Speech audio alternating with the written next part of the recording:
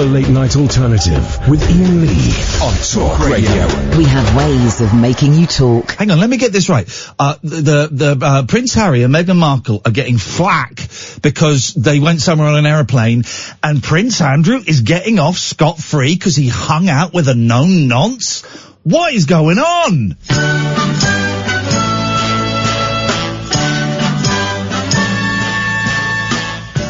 Once I believed that when love came to me,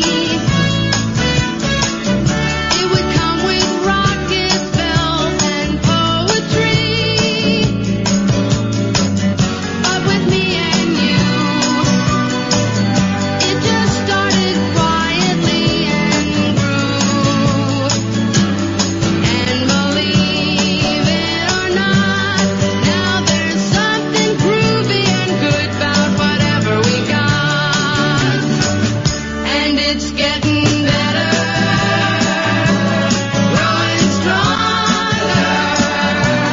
warm and wilder, getting better every day, better every day. I don't feel all turned on and starry-eyed. I just feel a sweet contentment deep inside. Holding you at night just seems kind of natural and right. And it's not hard to see that it isn't half of what it's gonna turn out to be. 'Cause it's getting better, growing stronger, warm and wilder, getting better every day, better every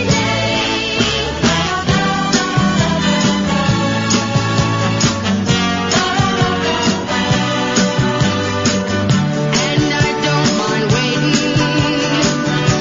I don't mind waiting, 'cause no matter how long it takes, the two of us know that it's getting better, growing stronger, warm and wilder, getting better every day, better every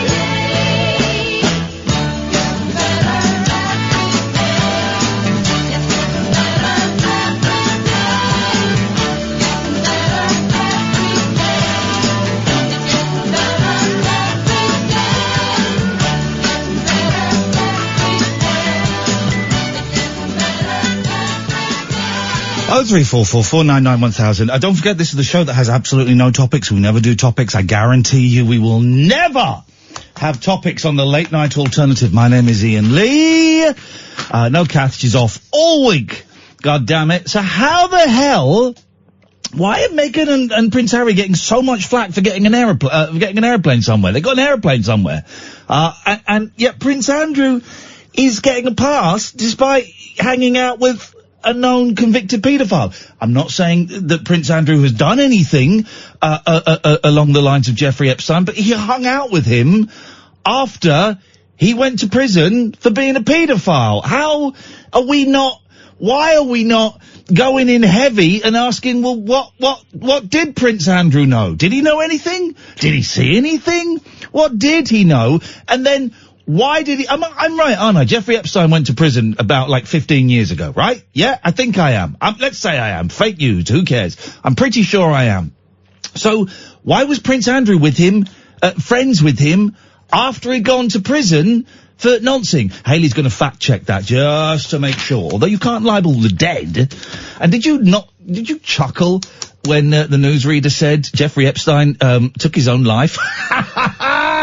Yeah, of course he did. Of course he did. That's why his cellmate, I nearly called him a roommate, his cellmate was moved out of the cell the day before while the suicide watch was called off and why there were no cameras inside the cell, because he killed himself. Come on, guys. 03 844. Convicted? Here we go. I was right. I knew it. He was convicted for making light of a very serious issue in 2008. 4 years out. Man, I'm on fire. Monday. I'm on fire. I'm exhausted. I had the boys this weekend. What fun we had. We did some top secret stuff that I'm never going to tell you guys what we did because it's top secret, but it was brilliant. I'm so proud of them. And we made gelato. Oh, yes, made gelato. And here's the thing. I really wanted to go and see the new Fast and Furious film. I've never seen a Fast and Furious film. They look silly, but the new one looks so silly. It's where The Rock and Nicholas Boye, as he's known in our house, he's not Nicholas Boye. Alan? Yes, Ian. Who's the other guy in the new Fast and Furious movie? I've never seen it. No, well, no, neither have I, but I still know that The Rock is in it. The other guy that What, Dwayne Johnson? The other guy. I thought you were talking about The Rock because his real name is Dwayne Johnson. I was talking about The Rock, and then I stopped talking about The Rock, and now I'm talking about the other guy that my boy... It's not Vin Diesel, is it? No, it's not Vin Diesel. Jason Statham. Thank you, Alan. Jason Statham, who my boys for some reason called Nicholas Boye. I don't know why, but they didn't want to go and see it. I couldn't persuade a 9-year-old and a 7-year-old to go and see Fast and the Furious. They said, oh, nah, we don't fancy it. I was going, oh, come on, guys. This is on me. Come on. He went, nah, I don't fancy it. So we didn't go and see it. Instead, this is how my weekend went. What book are you reading, Daddy? Reading the book about Crosby, Stills, Nash and Young. Hysterics. What? I'm reading the book about Crosby, Stills, Nash and Young. What? Just literally clutching their stomachs, rolling around on the floor, laughing. Say it again. Crosby, Stills, Nash and Young. And then 2 hours on Saturday night. That was all they said. That was all they said. And then I tweeted it, and a friend of the show, Stephen Page from the Bare Naked Ladies, said, "Oh, play them this song. This will calm them down." So I didn't listen to the song. I trusted him. He's an artist. He's a performer. He's a dad, and he knows how uncontrollable these things can get. So I trusted him. I thought, right, Stephen Page has an antidote that will stop my boys singing Crosby, Stills, Nash and Young. Crosby, Stills, Nash and Young. Crosby, Stills, Nash and Young. Crosby, Stills, Nash and Young. Crosby, Stills, Nash and Young. Crosby, Stills, Nash and Young. Crosby, Stills, Nash and Young. Crosby, Stills, Nash and Young. Crosby, Stills, Nash and Young. Crosby, Stills, Nash and Young. Crosby, Stills, Nash and Young. Crosby, Stills, Nash and Young. Crosby. So that's the last time we ever invite Stephen Page on this show. He's never coming in again. He's a scumbag. He's a scumbag. 0344 499 1000. Don't forget, guys, we don't do any topics on this show. You just phone up and we chat. And that's it. It's the most unstructured show on radio. And that also makes it the least likely to be continued next year. But that's just the cross we have to bear. 0344 499 1000. That's the number that our good friend of the show, Alan Caddick, called. Good evening, Alan Caddick. Good evening, boss. Good evening. That Crosby, Stills, Nash and Young tune, it sounded like Deck the Halls at Christmas. Deck the Halls at Christmas? It did sound a bit like Deck the Halls at Christmas. Yeah. Oh. Play it again. Sorry?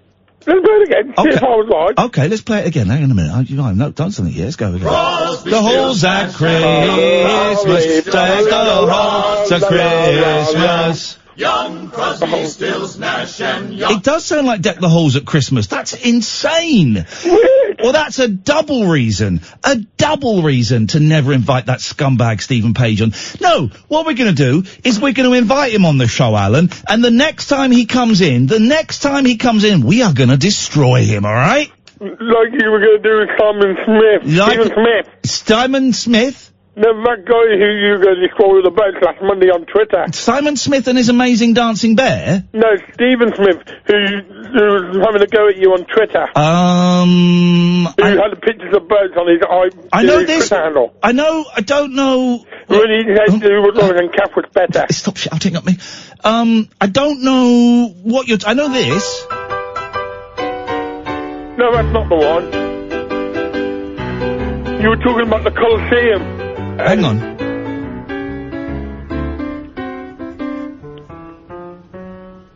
I may go out tomorrow. Roll if I can borrow a dress. Do you know this song, Alan? I've heard of it, but I It's don't great. know where to sing it.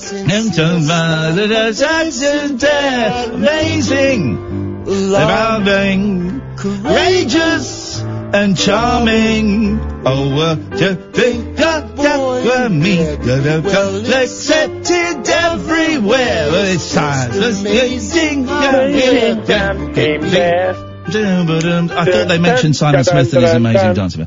Anyway, yeah, scumbags. Everybody's a scumbag. I hate everybody. I'm going to come out and one lucky winner tonight will be murdered by my very own hands. Imagine. When's the draw for that? Well, just to say, Alan, you're winning at the moment.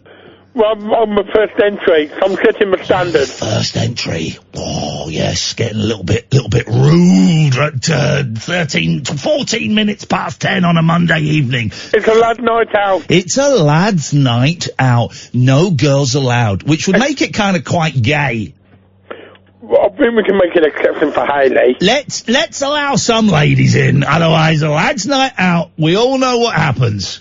Trousers come down and experimentation takes place. Am I right, Alan? Well, it depends on what football team you support. I don't know what that means, so I'm going to move on to avoid any legal action. 0344 499 1000 is the telephone number if you want to give us a call. Remember, we will never do topics on the Late Night Alternative. It is a show that is entirely driven, well, by my ego, of course, and by your phone calls and you phoning up and chatting about stuff, and it can be literally about absolutely anything. I just don't care. 0344 499 1000. This is the Late Night Alternative with me, Iain Lee, on Talk Radio. Dead of night discourse for disco queens, I'm related to Jedwood and Dolly Parton. dairy farmers, and distant fathers. Yeah, whatever.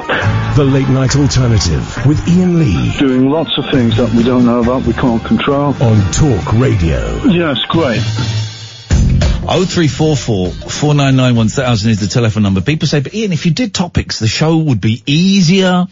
The switchboard's empty right now, and I have no qualms about saying that. No other radio host would be so open and say, well, no, it's a phone-in show, and no one's phoning in. What am I going to do? Let me let you into a little secret. If it's a phone-in show, and the host is talking for a long time, that means there's no phone calls. So I might as well just say, we ain't got any phone calls. People say, Iain, if you did topics, then it would be easier, and you'd encourage people to call in, and you get that. We don't do them. We just do not do them on this show. It's so old-fashioned. I mean, what do you think about Brexit? Give us a call now. What do you think about Jeremy Corbyn wanting to be Prime Minister? Give us a call now. What do you think? What do you think? Who cares what you think? Who cares what you think? What I think is important. That's what's important. You know that. I know that. Let's not beat around the bush. But it does mean, that we sometimes struggle on the old phone call front. And I dig that. I get that. I understand that. That's just the way it goes from time to time. And I'm happy to take that one for the team. If you do want to give us a call, you've never called in before. If you come over from BBC London, still going. It's still going. I had the misfortune of hearing it the other day. Or you're waiting for a question, you're waiting for a topic, there isn't one. You just phone up, you speak to Hayley, she will take your name and number, she won't even ask you what it is you want to say, and she'll call you straight back, so it doesn't cost you anything. Pennies at most. 0344 499 1000 is the telephone number. If you want to give us a call, let's go to George. Hello. It always sounds like you're just finishing off a little tug when we come to you. No, it's my laugh. I was nicknamed Muttley in my younger days. Oh. And This is our third of the 7 wonders. And, oh yeah, I forgot about those. This is 7 calls that George is going to make to the show where he talks utter tosh for a few minutes until I lose my rag and cut him off. That's not fair. It's quite fair. No. That's what's happened in the previous 2. No. Yeah. They were okay. No, I didn't talk tosh. You accused me of being ill. You talk tosh, and I do worry about your mental health. Yeah, well, I don't know what justification you have for making that sort of statement. Because you talk bollocks. No, I don't. I really don't. I want to make a revelation, actually. Okay, here we go. Can I make a prediction? Yeah. It's bollocks. But let's find out. We're all numbered. We're either. I'm not a number. I'm a free man. No, we're either a 1 or 2 or 3. Every one of us is a 1, a 2, or 3 according to our birth date. Yes. And I'm a 9. Are you? I don't know. I'm just the date I was born on. Yes. What do the numbers add up to of your birth date? All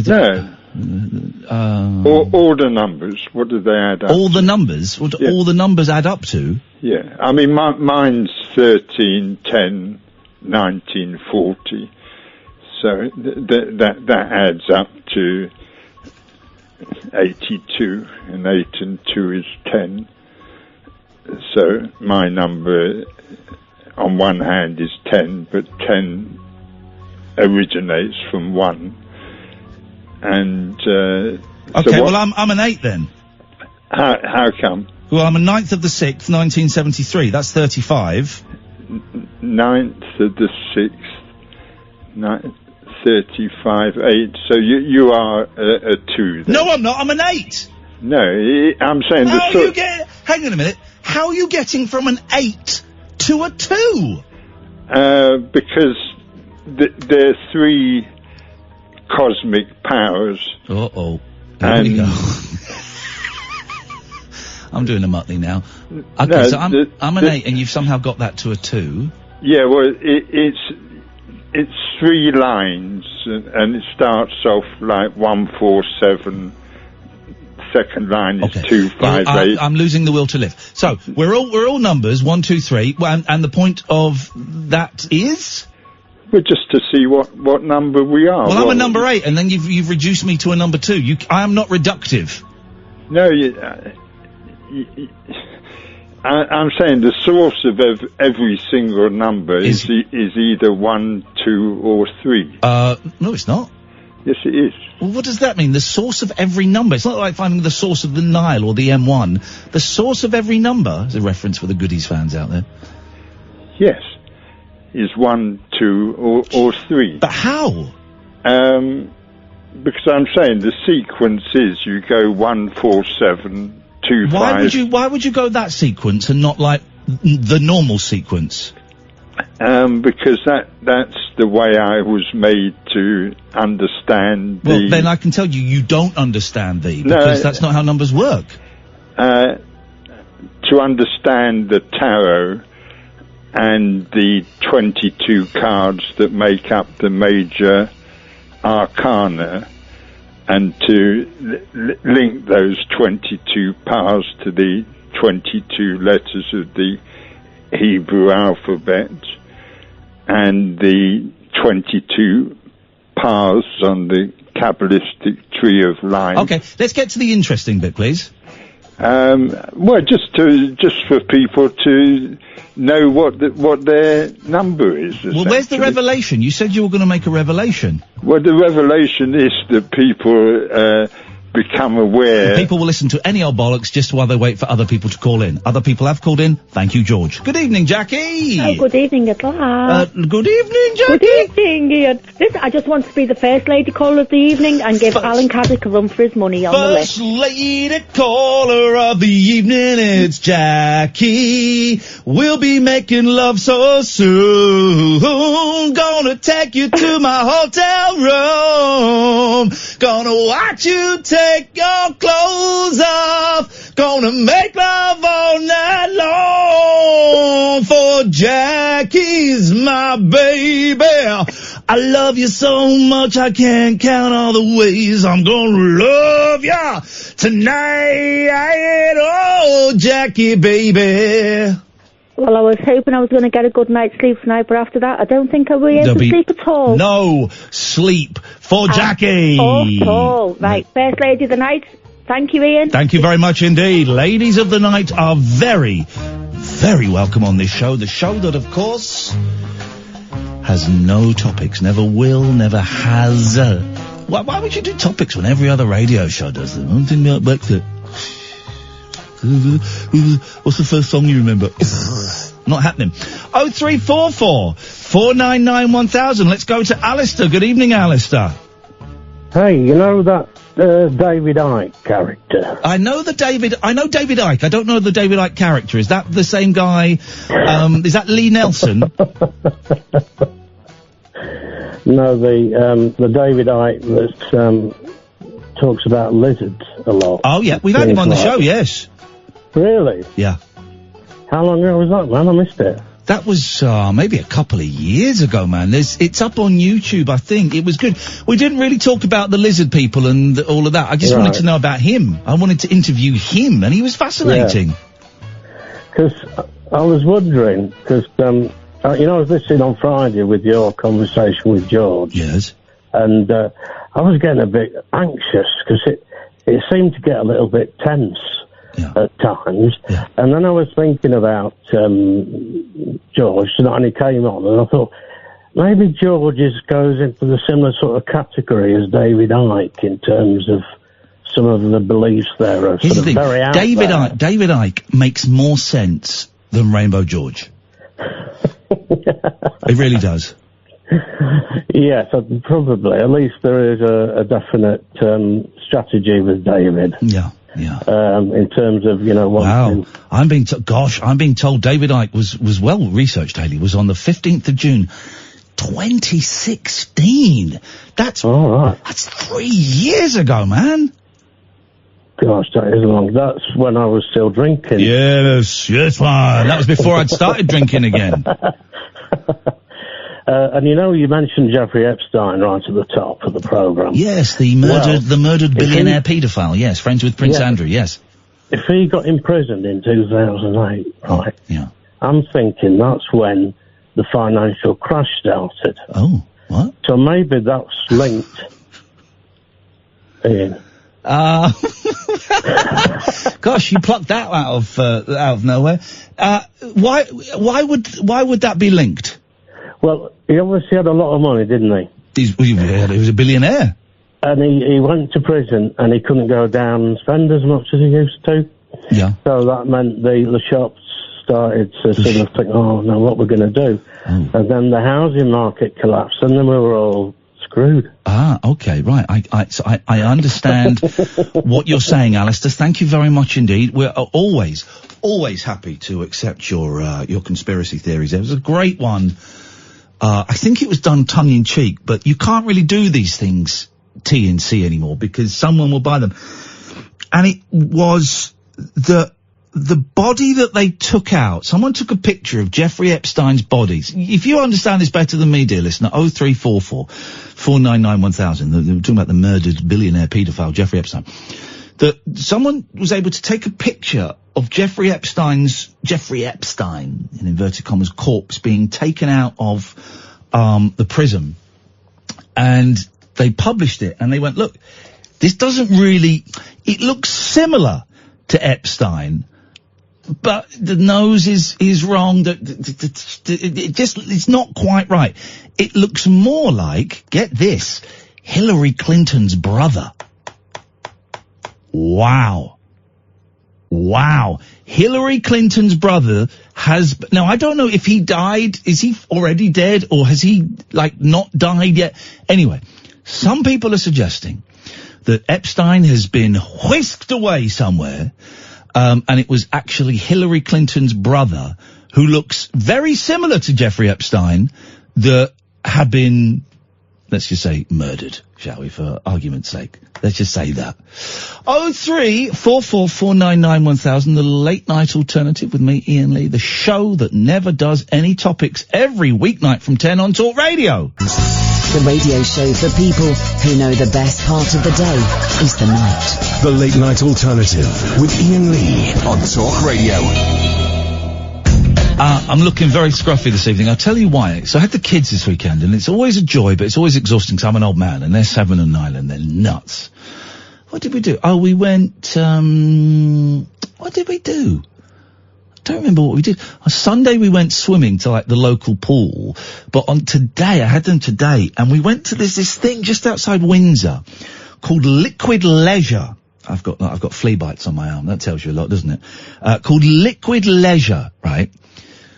That my barber told me about, and I wish he hadn't told me about it, because flipping heck, man. So it's in, I don't know if it's in a lake or a river. I can't really tell the difference between the two. I mean, I guess it kind of looked like a river, but who knows what was going on around the bed? I don't know. Anyway, it's irrelevant.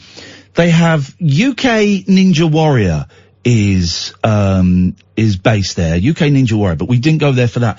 They have this huge inflatable that is massive, and it's all different sections and walkways and like bits you can climb and bits you slide down, and it's massive.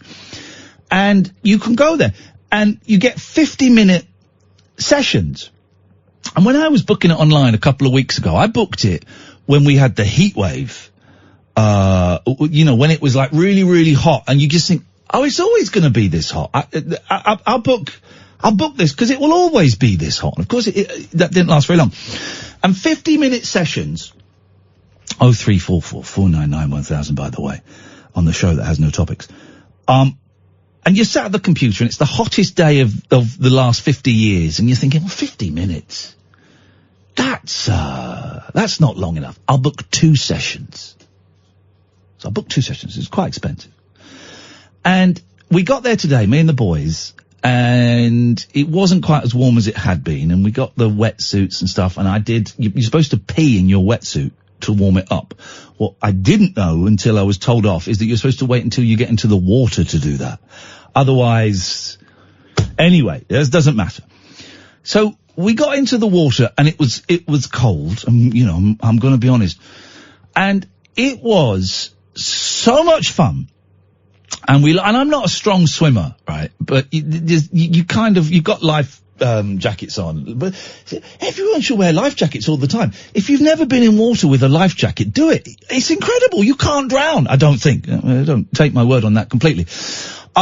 So we were doing this for 50 minutes, and at the end of it, I was so tired, because you fall in and then you've got to pull yourself up, and then you've got to climb up these things, and also there were people going, what kids do if they think they recognise me from the jungle, but they're not totally sure, is they go, from like a distance, they go, Iain! Iain! Iain! Like that, right? And you sort of turn round, and they're giggling. You go, yeah? Are you the bloke from the jungle?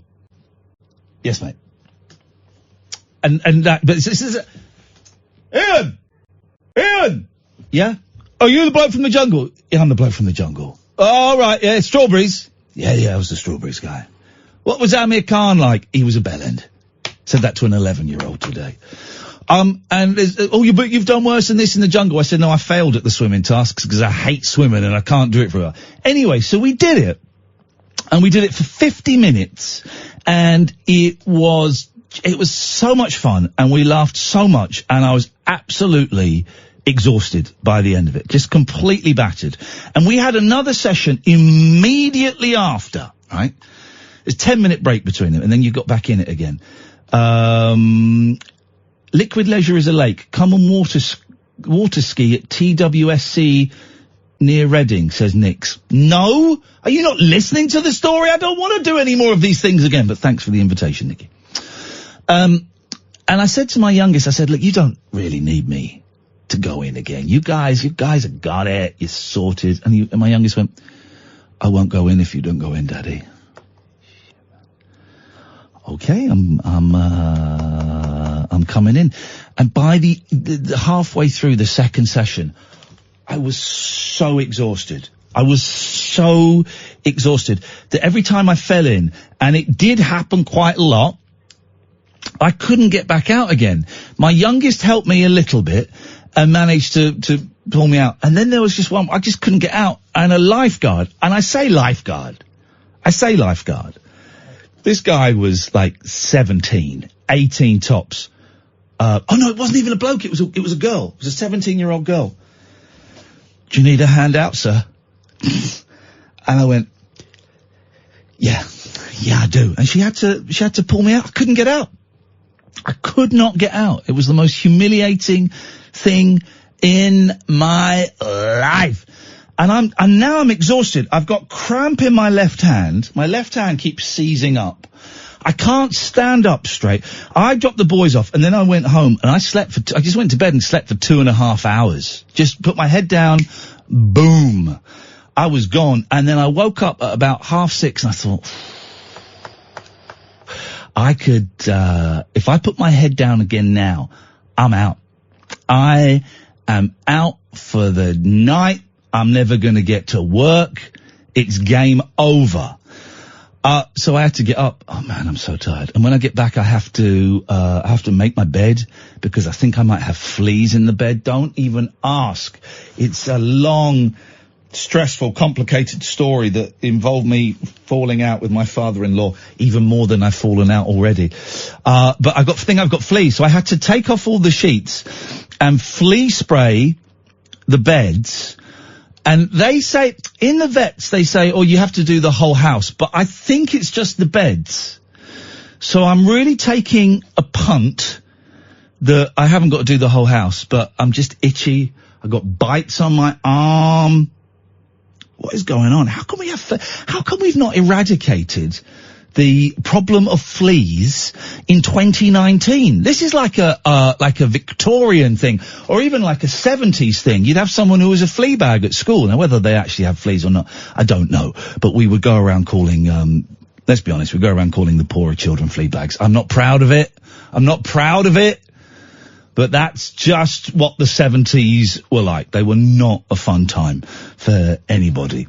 Anyway, 0344 499 1000 is the telephone number. If you want to give us a call, you'd be very, very welcome to. Why is someone sending me this? I'm getting sent so much weird stuff on Twitter at the moment. I have absolutely no idea why. Man alive, wouldn't it be great if we could just switch off Twitter? If not just me, I can't I'm addicted to it. It's like, shoving gear up my nose or something. It's addictive. If they just went, you know what? This Twitter experiment we've been doing for the last, I don't know, how long has Twitter been going? 10 years? 12 years maybe? This Twitter experiment that we've been doing for the last 12 years, maybe it's time we kind of switched it off and we got rid of it. It hasn't worked. It's brought out the worst in everybody. Nobody's winning as a direct result of it, apart from racists. So I think we're just gonna switch it off. I'd be up for that.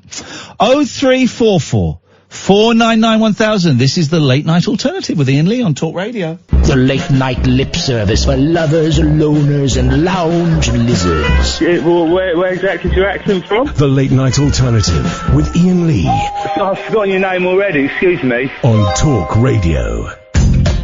0344 499 1000, the show that never does topics, dear listener. Let's go to Jess. Good evening, Jess.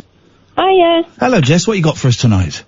Well, I was just listening, and the Liquid Leisure sounds amazing. Oh, it's insane, man. I'm not doing a plug for it. I paid for my ticket out of my own pocket, and but apparently there are places like this all over the place now. It was incredible, but I can't lift my arms above my head. Well, I was wondering, can you? Because I haven't got kids. Can you go just as adults, or do you look weird? I know what you mean. There is always that concern. No, there were loads of adults there that were just, cause I heard about it from my hairdresser, who's a woman, and she'd gone with she's in I guess her mid to late 20s, and she'd gone with a load of her friends and stuff. And so, no, there were groups of adults there. It was, it's not just kids. Oh, I might take the fella then. Is it open all year round? Oh God! I'm doing an advert for you for it now. Well, I don't know. You'd have to have you'd have to go and have a look on their website. But they've also got there like the Ninja. You know, Ninja Warrior. Yeah. They've got like a Ninja Warrior course there that is about 10 foot up in the air, and that didn't look like fun at all. They had loads of different courses, but there were loads of adults there, and I tell you what's really nice, right? Is there were groups of adults there, and at the start you get it wasn't that many people. I would say maybe 40 people on it, and it was big. And you get, like a pep talk at the start, or you get the rules, and you're kind of told, look, the kids have priority, so if they're running ahead of you, let them run, and if you see a kid in trouble, then try and help them out. So there were lots of adults, seeing kids in the water and going, do you need a hand? And sometimes they say no, and sometimes they say yes. And here's the great thing, I don't know if you've ever done this, Jess, if a kid is wearing a life jacket, you can pull them up with one hand. It's the most amazing thing. You just grab the life jacket and pull them up. It's incredible. Yank him up on board. You can just yank him up. That sounds brilliant. Go and do it, man. It's wicked. Well, thank you. Thank you, Jess. Let's go to Mark. Good evening, Mark. Oh, hello. Good evening, Ian. How are things? Good, thank you very much indeed. Don't forget, we don't do any topics on this show. I know you don't. We just chat. So I'm just going to be very random. Let's chat. Okay, let's chat. Things you like, things I quite like. Oh. Beach Boys. Beach Boys, like the Beach Boys. Beatles. Love the Beatles. I had a very nice experience about 2 months ago. Did you get blown by the 2 remaining Beatles? No. That would be wonderful. That would be heaven to me. Oh, you got to do the Michael Caine joke. What's the Michael Caine joke? You know the Michael Caine joke, the one where the, what's her name? Nita Pallenberg. No, Marion Faithfull is at a party and sort of performing sort of oral sort of satisfaction to sort of to Jim Morrison and then to Ray Manzarek, and then she moves over to sort of satisfy Mick Jagger, and then Michael Caine bashes, comes in the room and shouts, "You only meant to blow the bloody doors off." Ladies and gentlemen, thank you very much indeed. That's excellent stuff, Mark. Well done. Congratulations. Yes.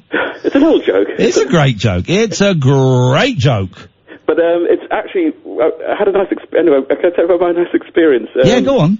I live in North London. You kind of sort of know London a little bit, don't you? I know it a little bit. I mean, I lived in Muswell Hill for years and years and years. Right, okay. Well, I'm a bit further north than you, and I got married in a hotel called the West Lodge Park Hotel. The Westboro Baptist Church. No, not that one. Yeah. And I went there for a sort of evening tea with my son and my wife a few weeks ago, and there was a sort of cocktail pianist sort of like playing all the sort of the standards, all the plinky stuff, yes. and it was just like really calm and really nice and really relaxing. And then suddenly he starts playing "Sail On Sailor." I sailed an ocean, obscure 1974 Beach Boys single, yes. Yeah, and then he starts playing "Another Day" by Paul McCartney, just, as a cocktail lounge pianist. Yeah. And I thought, wow, really like this. So when I have a chat with him, and I started saying, "Oh, can you play the Girl from Ipanema? Can you play all this sort of Joe Bim stuff?" And I got talking to him, and he remembered me from my request when I emailed him 17 years ago about songs I would possibly have him as playing for my wedding, but he didn't actually play. Yeah. But he kind of remembered me from the songs I was asking him.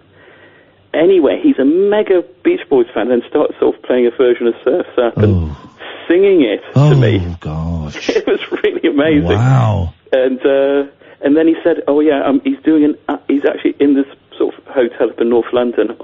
He's going to do an Abbey Road tribute evening. He's going to play the whole Abbey Road album." Oh, don't! I've just seen online about an hour ago. I saw that the Abbey Road Deluxe box set is now available for pre-order.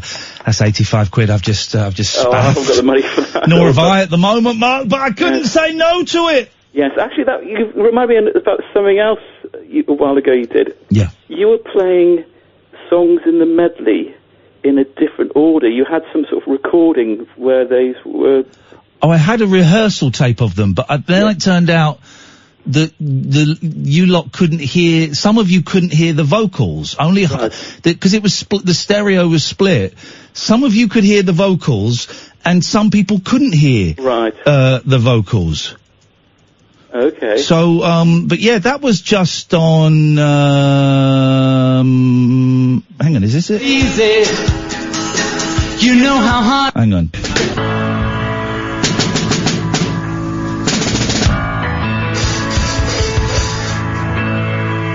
Hang on. There we go. You sang it well after all.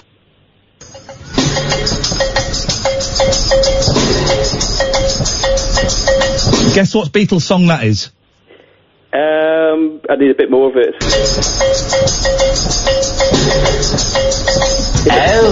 Is it Polythene Palm? How the hell did you know that?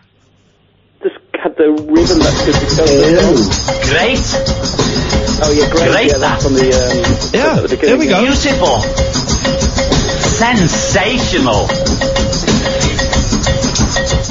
Wow. There we go. Polythene Palm. I'm glad you praised the Beatles, because I felt that the Beatles are very underappreciated in this country. No, really? I don't think so. Every time I always say I like the Beatles, people go, oh, they're crap. And I think, No, who says that you're hanging out with the wrong people? Everybody loves the Beatles, and the people that don't love the Beatles don't have a soul. They certainly don't have a rubber soul, ladies and gentlemen. Thank you very much indeed, Mark. Thank you very much. 0344 499 1000 is the telephone number. Got some good topics for you tonight, guys. Got some very good topics, and I want to get some phone calls on these if at all possible, please. I need to know 0344 499 1000, the funniest reason that you've been dumped. Maybe it was because your partner didn't like your haircut, or they thought your ears were too big. Hey, I tried to get a guest on the show, right? An American comedian, who's got a book coming out that looks quite good, right? And so I messaged him on Twitter, said, hey man, do you fancy coming on the on a UK radio show? He said, yeah, I'd love to. Here's my, here's the PR details, send them an email, right? So I sent an email to this PR company, who shall remain nameless. Hi, I host a late night show in the UK that celebrates life and art and humour and silliness on talk radio. That's the name of the station, not a genre, because Americans think that that's a genre. I've seen Josh Gondelman has a book coming out in October, and I think my audience would really dig it. Is there any chance of getting him on one night? We go out weeknights from 10 p.m. to 1 a.m. Hi Ian, can you send me links to your website as well as previous episodes, and how much time do you typically need? Hi, this is me, right. Thanks for the reply. The website of the station is talkradio.co.uk, and I sent a link to Mike McCartney on Friday. I'd love between 20 to 30 minutes with Josh if possible. We go out weeknights between 10 a.m. and 1 a.m. UK time. Dates are pretty flexible. Replied. Thanks so much for the info. We have to pass for now. What? So I replied, normally you're supposed to leave it there, right? So I replied, no problem. May I ask why, for future reference? Their reply, there's no room in his schedule at the moment. Come on! I'm 46 years old. I've been in this business for 25 years, for crying out loud. I've obviously said something wrong in the email where you said, yeah, he'd be up for it. Can you give us more details? So my reply to that was, right. Okay, that was it. Funniest reason you've been dumped. 0344 499 1000. Here's a good one. What are you stockpiling for a no-deal Brexit? My friend Scott is stockpiling loads of stuff. 0344 499 1000. He told me, he says, I'm stockpiling paracetamol, loo roll, water purifying tablets, and this isn't even a joke. This is genuinely what he's doing. And he's a sensible guy. I trust Scott's opinion on these matters. And I'm thinking, well, maybe I should be doing something like this. I've got loads of pots of joy, but I think they go off. I'm stockpiling paracetamol, loo roll, water purifying tablets, pasta, tinned food, strong flour and yeast. I don't know what strong flour is. Frozen vegetables, camping gas canisters and candles. Wow. That's some list. Are people really doing this? 0344 499 1000. What are you stockpiling for a no-deal Brexit? These are great topics. These are some of the best topics we have ever done on this show, the home of topics. And this is a nice little light-hearted one, because the other two are a little bit dour. What's the first song that you remember? What's the first song that you remember? 0344 499 1000 is the telephone number. Here's the thing. Don't tweet me. Don't tweet me the answers. It's a phoning show. Okay? It's an absolute phoning show, not a tweeting show. So I don't want your tweets. I mean, texts if, it's a phoning show, guys, and these are great topics. It took me a long time to come up with these, so please give us a call on these. I'll be really disappointed if you don't, because I spent all weekend coming up with these three great topics for tonight's topic extravaganza. The funniest reason that you've been dumped, what are you stockpiling for a no-deal Brexit, and what's the first song that you remember? 0344 499 1000. I'm just going to wing it now, so we're just going to wait for the phone calls to come in, because these are great topics.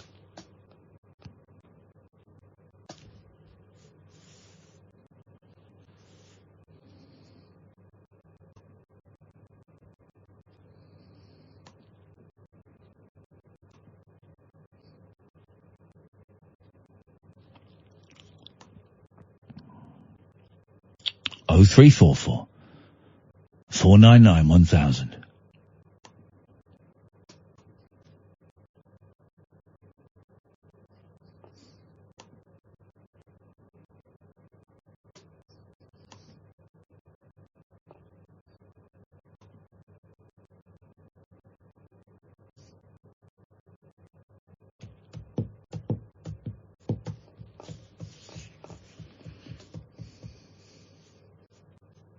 There's a call! There's a call!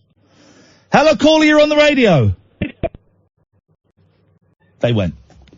Wow.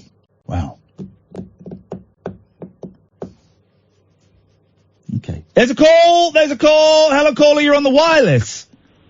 Hello. The first song I remember, I was 3 years old and my sister had it on record. It's Getting Better by Mama Cass.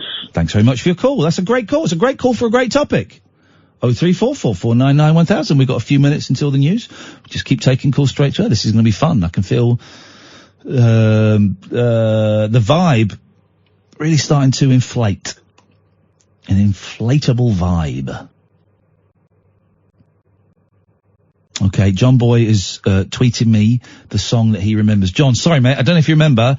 I said it's a phone-in show, not a tweeting show, so I'm not going to read out that, but that is an excellent song, by the way.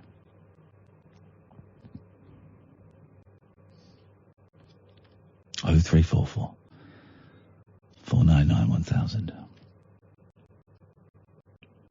There we go. Here they come. Here they come, baby. Line 1, you're on the wireless. We're all going to the zoo tomorrow. Zoo tomorrow. Zoo tomorrow. We're all going to the zoo tomorrow. Dee dee dee dee dee dee. How about you? You can come too. We're going to the zoo. Zoo. Well, you've remembered that wrong, because the lyrics are Daddy's taking us to the zoo tomorrow, so you've got that wrong. But you've reminded me of the song that I remember. It's the one about being on a train. What's this? That narrows it down to like 5 million songs. You know it? Is that many miles away? You know, that's the song. Anyway, that's my story. 0344 499 1000. We've got another couple of minutes. Let's take some calls straight to air on these wonderful topics. Funniest reason you've been dumped. What are you stockpiling for a no-deal Brexit? And what's the first song you remember? Great calls. Great calls so far. Great calls so far.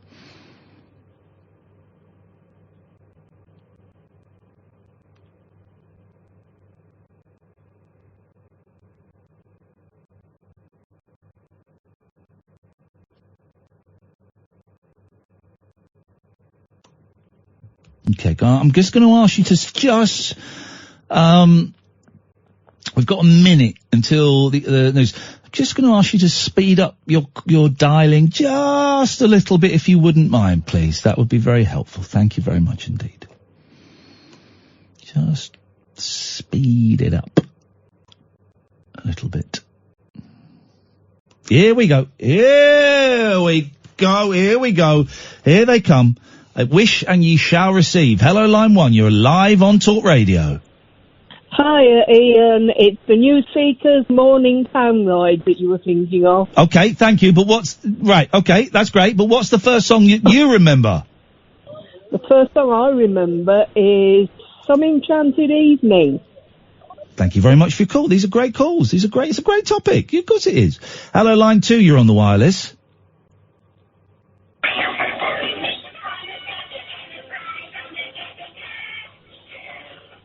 Okay.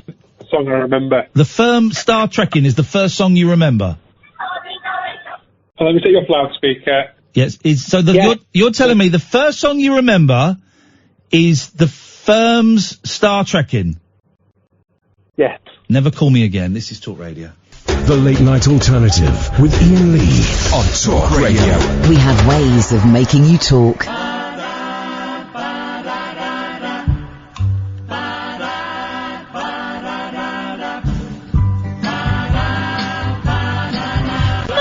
Monday, so good to me. Day morning, it was all I hoped it would be. Oh, Monday morning, couldn't guarantee that Monday evening you would still be here with me. Monday, can't trust that day. Monday, sometimes it just turns out that way. Oh, Monday morning, you gave me no warning of what was to be. Oh, Monday morning, how could you leave and not take me?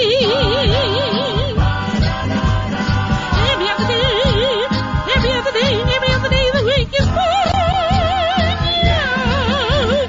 But whenever Monday comes, you can find me crying all of the time. Monday, so good to me.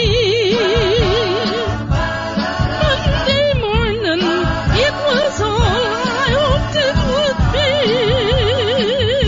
But Monday morning couldn't guarantee that Monday you would still be here with me. Every other day, the week is fine, yeah. But whenever Monday comes, you can find me crying all over. Here we go. 03444991000. Yeah. Monday.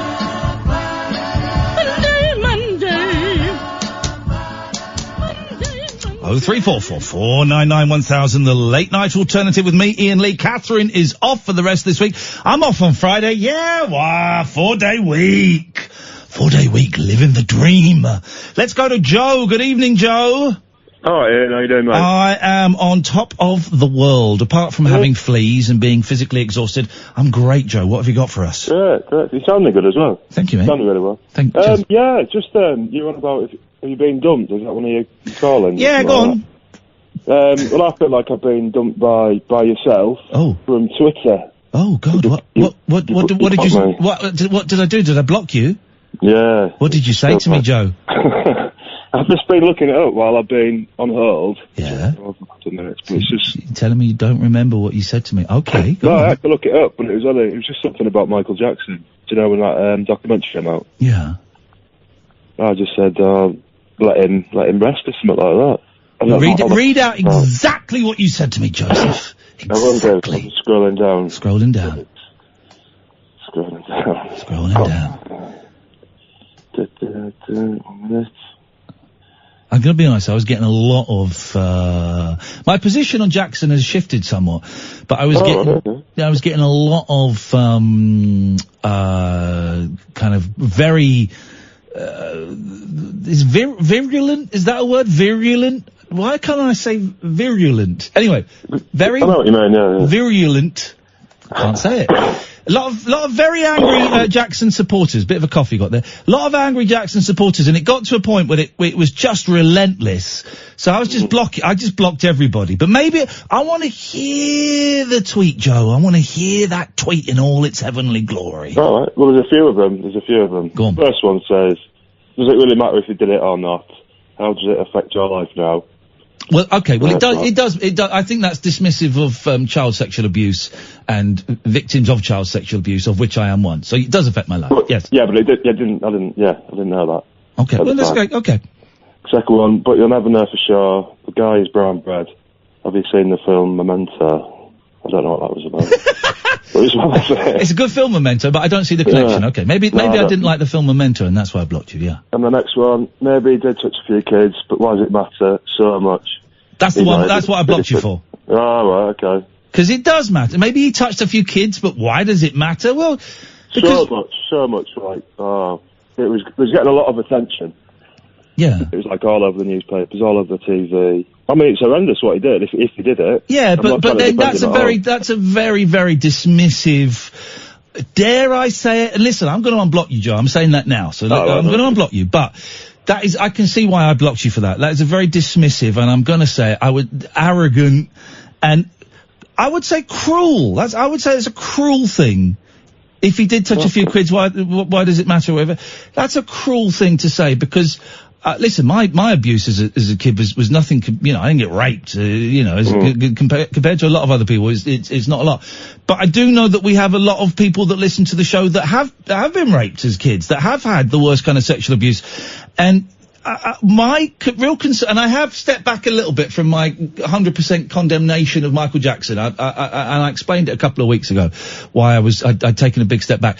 But my biggest concern at the time was that a lot of people who have been victims of child sexual abuse, their stories were being dismissed by some very pro-Jackson supporters. The two things, Michael Jackson being one thing and other victims of sexual abuse, the two things were kind of getting conflated by a lot of people, and I just felt that was unnecessary. So that's why I blocked you, Joe. But give me your Twitter handle, please. Yeah, it's Joe Bowers, J-O. Yeah. B-O-W-E-R-S. Yeah. 2. Okay. Oh, who's Joe Bowers? 1? Who's this scumbag? I don't know. Can I just read the last two? There's more! Oh, no! Yeah. I bet the last one is, and you're a massive twat, Lee, and I'm going to kill you. The last two are, I watched part of the documentary, and from what I saw, he definitely abused kids, and that is horrific, but it seems like a witch hunt on a dead guy. Sad times. And the last one is, people who touch kids should be shot in an ideal world. I'm not defending him at all, but maybe we should focus our attention to people that are alive and doing it now. Yeah. I didn't mean to offend you. Okay, I probably blocked you at that point. I recognise your face. Have we met? No, we spoke before. But I'm looking at your picture now. You're a good-looking guy. You're wearing a pair of headphones. But I recognise you. Right, we might have met. I used to live in London a while ago. Maybe I just stalk everybody who I block. You're on block, man. Nice one. But you sounded good, mate. You sounded good. Joe, thank you very much. I'm glad we made peace. Nice one, mate. Thank you, man. If anyone else has been blocked by me, it's quite a few of you. Let's have a little look. There are loads of you, actually. I don't know how you work Twitter anymore. I now look at Twitter the way that my mum would look at the TV remote control. It's like, privacy and safety, blocked. Oh, it doesn't say how many I've got blocked. Maybe it'll say it on my phone. Let's talk to David while I look on my phone and see how many I've blocked. Good evening, David. I'm stockpiling shoes. Bye. Thanks very much for your call. 0344 499 1000. He's stockpiling shoes. Excellent contribution. Susan. I've got a film for you. I think you'll enjoy. It doesn't tell me how many people I've blocked. It used to give you a number. What's the point of this? Are you talking to me, or are you not talking to me? I'm carrying on the thought that I had before. Okay, right. Found out. I'm saying. Can we move on? No, just chill out, baby. Just chill out, baby. Just chill out, baby. You move on when I say we move on. When I say we're gonna move on. And right now, I want to know how many goddamn SOBs I have blocked on Twitter. That's what She's still talking. She's still talking. Don't realise the fader's down. It used to say you have blocked like 206, but I've blocked over 300 people. I'm pretty sure of it. And there we go. She's just, I've blocked a lot of people. But if there's any way I could find out how many, that would be awesome. Okay, let's move on to, Susan recommending a film that I'm never going to watch. Away you go, Susan. Right. First of all, have you seen it? It's called The Imitation Game with Benedict Cumberbatch and Keira Knightley starring in it. No, it's the film about, the guy that did the code breaking thing. Yeah. Sounds boring. No. Yeah, it sounds boring. I'm not going to watch it. What's his name? What's his name? It's fascinating. Alan Turing. Yeah, boring. Yeah, Alan Turing. Yeah, boring. Alan Boring, I call him. No. Yes? I tell you what. Alan Boring. It's totally fascinating. To you it is, but to me it'll be boring. No, to everybody. No, not to, how arrogant. Not to everybody. I know the story because I'm not an idiot. Because I'm not an idiot, Susan. I know the Alan Turing story. I don't need a Hollywood fictionalized account to tell me what should actually be British history. I know it. I don't want to watch a movie of it. At the weekend I watched my 6th shark movie in 2 weeks. It was called Deep Blue Sea. Now that is a movie. 1999. Great film. You watch that.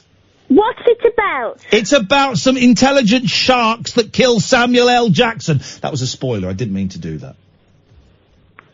Is it, no, what's it really about? It's about... Because I've literally just told you. It's about some intelligent sharks that kill Samuel L. Jackson. Do they kill anybody else? Yeah, loads of people, but I'm not, Keith. I'm not going to spoil it for everyone. All right, okay. It's a great film. Watched it with my boys. Great film. Really? Loved it. So it's children orientated as well as adult? It's an adult film. I show my kids adult films when they come this weekend. It's Friday night, Texas Chainsaw Massacre. Saturday night is Driller Killer. Sunday night is I Spit on Your Grave. With The Exorcist double bill. That's not funny, Ian. It's very funny. We played Five Nights at Freddy, by the way, on VR on the PS4. There's a great, if anyone's played that, it's a great game. Five Nights at Freddy's. I thoroughly recommend that. Susan! What was your first remembered song? I told you. I said it already. No, Yeah, because I haven't only just... No. Yeah. You haven't. You've told me what film you were watching. No, You haven't told me what your favourite song was. I told the listener. Which listener? The listener to this show. I told them, if you'd been listening, at about 10 minutes to 11. Right, okay, forget that. Right. Can I talk to you about what you've just said, because I missed it? Okay, well, you screwed up. Yeah, well, I'm sorry, okay? Some people can see how many people they've blocked on Twitter. I can't. Can I talk to you about Ayrton Senna, the Formula One racing driver who lost his life at 34? No, you can't, because you were talking to James Whale about it 2 hours ago. Next, we don't recycle topics. Right. What do you want me to talk to you about? How you say the word goodbye. Oh, well, you know what to do, don't you? Just flick the switch.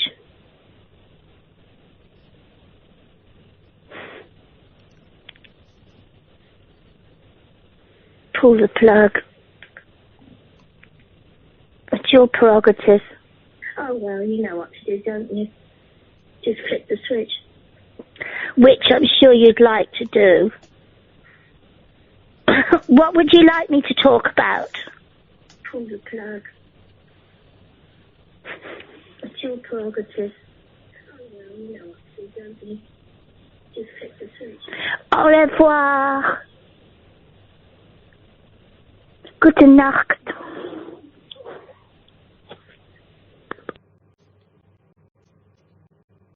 It's electric. It's eclectic. It's always rule-free. It's the late-night alternative with that man, Iain Lee. On Talk Radio. 0344 499 1000 is the telephone number if you want to give us a call. Thank you to everybody who recommended I watch Deep Blue Sea. I think it was Ollie, and then a few others kind of backed up. That's some film. 6 shark films I've seen in the past 2 weeks. Jaws 2, Jaws 3, Jaws 4, Sharknado, and Deep Blue Sea, and my boys watched The Meg without me. So they've seen 7. What a world. What a world we live in. Good evening, Thomas! I just was calling up because I'm not a nonce, I'm not a smooth criminal. Hey, pretty Ian with the high heels on. He's got a beard and he wears a condom. No, I just wanted to say that, I thought it was slightly offensive that you told me that I'm a smooth criminal. Dirty Diana, not the Princess of Wales. Dirty Diana, not the Princess of Wales. Because I'm not bad, not bad. You know I'm not bad. I'm not bad. You know who's bad, not me. Not guilty on all counts. Come on. Okay, thanks very much for the call. Everyone's telling me how I can see how many people are blocked. It's not working on my computer or my phone. It's not there. So everybody, I've got a Huawei. Maybe that's why. So everybody who's saying, it's really, I cannot see how many people I've blocked. And I would like that information because I blocked a lot of people, man. Blocked a lot of people. 0344 499 1000 is the telephone number if you want to give us a call. You'd be very, very welcome. Here we go. Where's the story? Where's the story gone? Where's this? Hang on a minute. Click a button. The internet here is really not very good at the moment. Here we go. Recently we discovered that a worrying number of people aren't washing their underwear correctly. Well, I don't even know what that means, so I'm going to click on that story, first of all. They're not washing their underwear correctly. So what if I click on that? I'm going to regret this because we're going to lose this page. Here we go. So how come you're not... How often do you wash your knickers, pants or boxers? Well, it turns out, even if your answer is every day, you're probably still wearing dirty underwear and you didn't even know it. This is according to the hygiene doctor, Dr. Lisa Ackley, who recently revealed the best practice when it comes to washing your undercrackers. I've never said the word undercrackers before in my life, and I'm kind of wishing I hadn't just said it twice then. The health expert explained that unless you set your washing machine to a certain temperature, it won't kill the bacteria on your pants. She added that because of this, you shouldn't put them into wash with other household items. I made a terrible mistake. Two of my favourite T-shirts, my two-lane black top and my Angela Mao Kung Fu T-shirt, I put them in with black jeans. Oh, jeez. I put them in with black jeans, and I thought the black jeans had been washed enough so that it wouldn't, but it hadn't, and it's ruined them. It's not ruined them, but they're dirty now. With knickers and pants, anything under 60 degrees won't kill the bacteria. Don't put the knickers in with tea towels on a low wash because you might have fecal contamination in your knickers and you wouldn't want that near your kitchen. Well, I got 2 young boys and 3 cats. So, you know, there's been like, I have 2 litter trays for the cats. Even though they go outside to play, they will not go to the toilet outside. So I've got a litter tray down in the kitchen, which they've stopped using. And I have a litter tray upstairs, which seems to be the one they use all the time.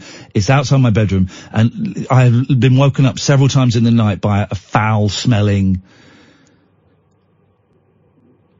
cat shit. I mean, there's no way around it. That's what it is. The smell has woken me up so much, right? So, oh God, there's some of these people who are nuts people that, Blocked. Thank you. And I've had a piece of, yes, hello? I've always washed my knickers on a 60 degree and not put them with anything else. Thanks very much for your call, you dirty hussy. I've had a lump of cat poo on my landing, like a dry one, but just on the landing for like a week. This is the filth I live in. This is the filth. And I only picked it up today because the cleaner was coming and I didn't want her to think I was dirty.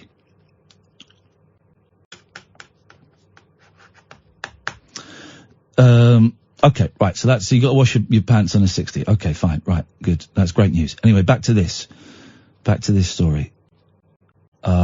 Geez, this website is so badly constructed. It's so hard to get into. Oh, come on, man. Hang on a minute. Bear with me, guys. Bear with me. I'm trying to get past, load of pop-ups. Here we go. Recently we discovered a worrying number of people aren't washing their underwear correctly. All right, brilliant, great for you. And now, to make matters worse, we've just found out that there are plenty out there who don't put on a clean pair of underwear every day. Okay. I was about to say that's disgusting, but we've all done it. I mean, okay. According to new research, around half of people in the US, America, it's slightly different rules over there. Don't change their underwear daily, and a disturbing 13% of those they spoke to even confessed to wearing the same pair of knickers or pants for an entire week. Okay, it's possible, and I have done it, right? You can get 4 days wear out of them, and them still be clean, and here's how. It's to do with rotation. So first day, you can wear them normally. Second day, you turn them round. Third day, you turn them inside out and wear them front facing. Fourth day, you turn them inside out and wear them back to front. And then if you needed to, you could go back to the original configuration on the fifth day, because by then it will have cleaned itself. That's science. I've done that a few times, but I think probably in the jungle I wore the same underwear. Because you were only allowed to take in, I think, how much underwear were you allowed to take in?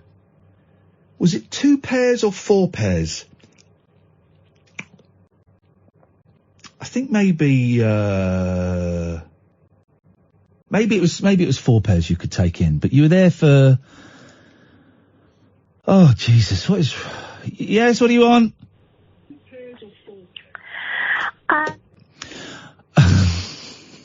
Stop calling. We haven't got any calls, but I'm not that desperate. I think I took 4 pairs into the jungle, but I could be wrong on that. Men were found to be the worst for doing this, with a survey of 1,000 Americans showing that males are 2.5 times more likely than women to wear the same pants for 7 days or longer.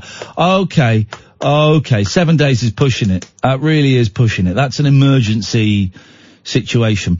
The research also revealed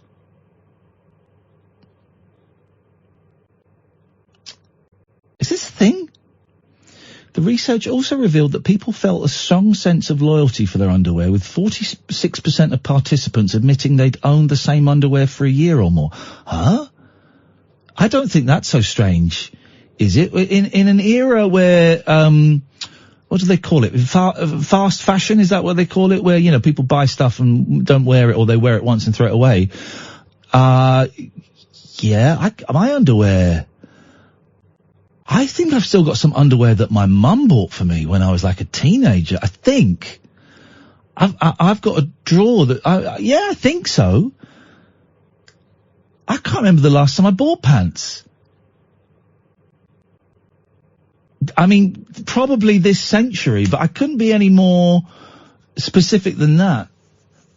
Oh God, no, more than a year old, of course. Around 38%, here we go, around 38% also said they'd had their favourite underwear for so long and they couldn't remember when they bought it. Well, that's me. Of course I can't remember when I bought it. I know I bought it from Marx's, and when Marx's eventually goes bust, which it will do, Gonna have nowhere to get my pants from. All of my underwear, we can have this conversation, dear listener, 0344 499 1000. My socks and my boxers. Well, I don't know if I think they're boxers, not trunks. Trunks are when they cling to your leg, aren't they? And boxers are when you've got a bit of breathing room. They're all the same. They're all black. And I've kind of been thinking, maybe it's time to mix up the colour scheme a little bit. But I've never been...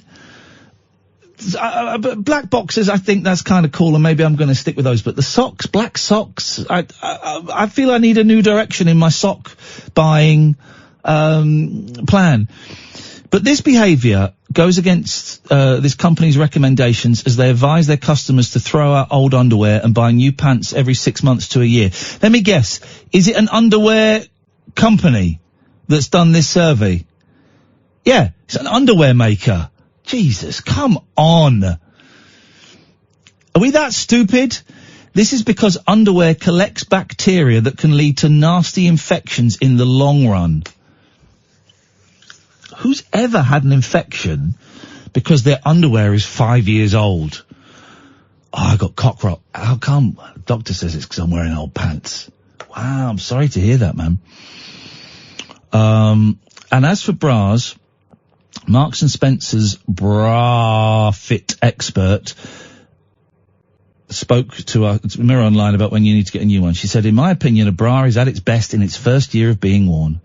Whoop-de-bloody-do. 0344 499 1000. This is Talk Radio. Unmissable late night radio with the original king of unconventional conversation. Make contact with Iain Lee. The Late Night Alternative with Iain Lee on Talk Radio. 0344 499 1000 is the telephone number. If you want to give us a call, you'd be very, very welcome, unless your name is Susan.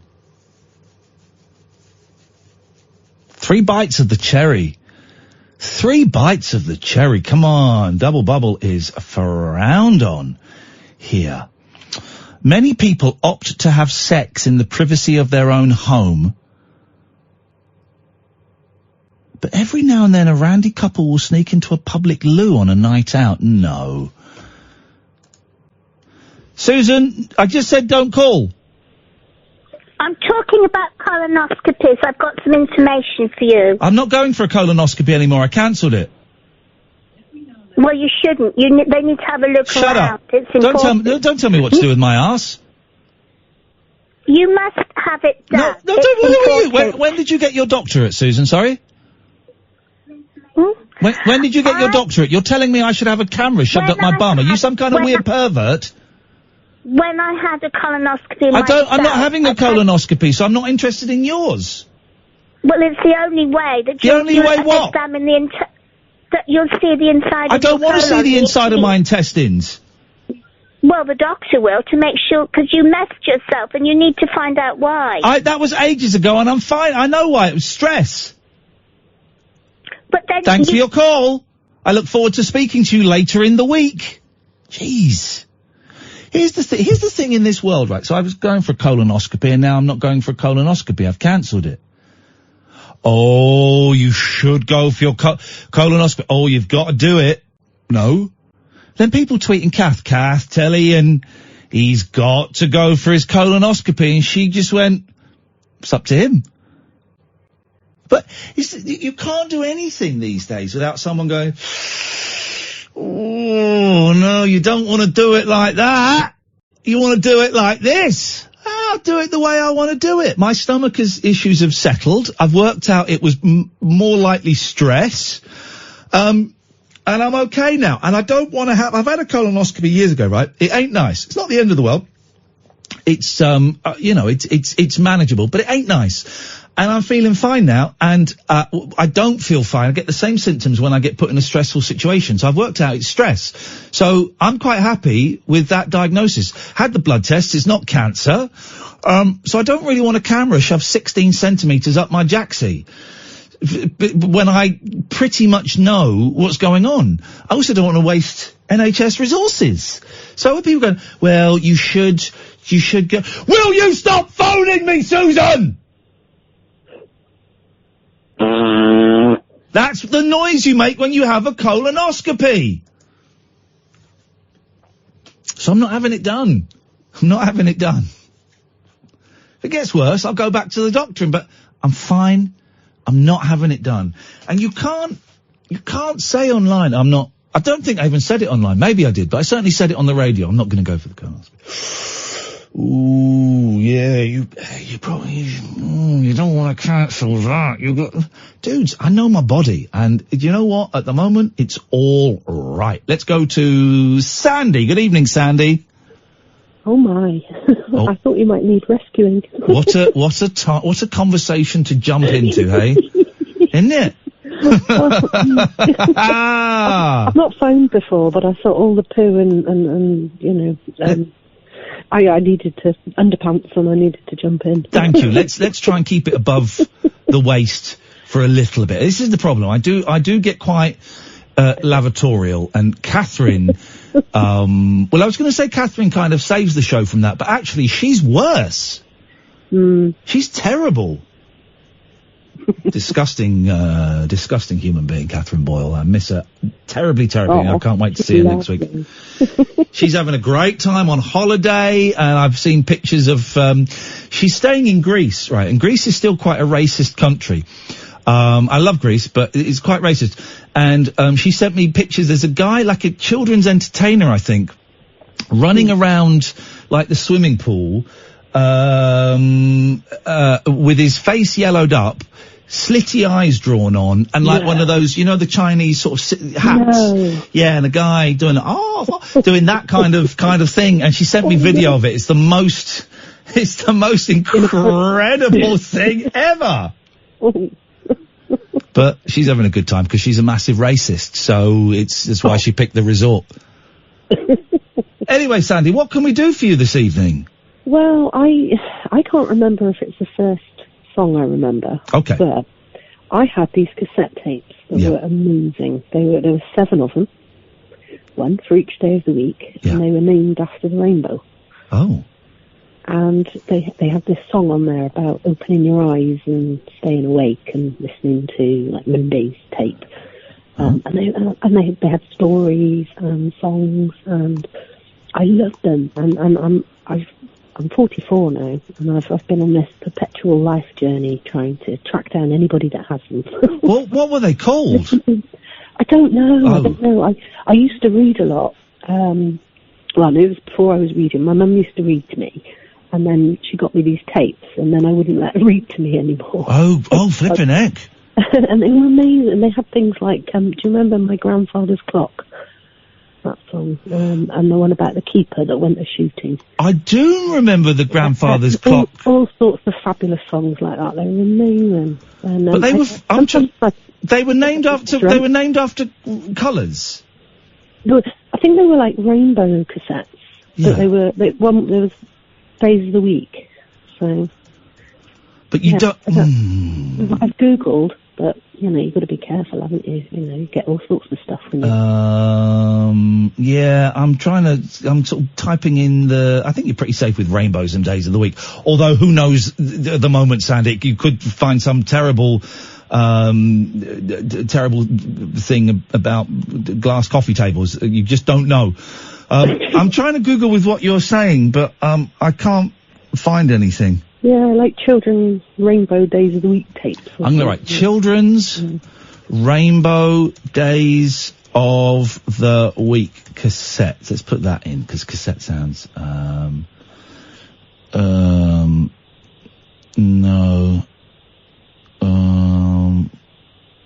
I can't see anything. Well, here you go. This is why you're Sandy. I mocked you, saying, well, you won't get anything bad typing that in. Well, I'm on YouTube. 1, 2, 3, 4, 5, 6, 7, 8, 9, 10. The 11th thing is called Extreme Duct Tape Challenge, and it's a woman, a very busty woman in a very tight catsuit, being duct taped to a chair in some kind of sexy game. So. Oh God, has she got red hair? No, she hasn't got red hair. Thank God, it's not me then. No, she hasn't got red hair. So, and it's had over 10 million views. So there you go. You're absolutely right. You can't type anything in these days without there being some form of sexual connotation to it. I had an experience with an ex-boyfriend who was, without sounding like a nerd, we used to do Roman reenactment, and they were looking to see if they could get edible dormice for a banquet. I know.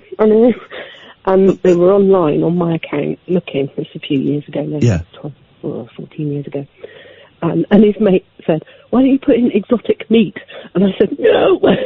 Oh, no. Oh, I can just imagine. It really is. The internet is a cesspit of things. Well, if anybody knows what it... Back to poo again, aren't we? Back to poo again.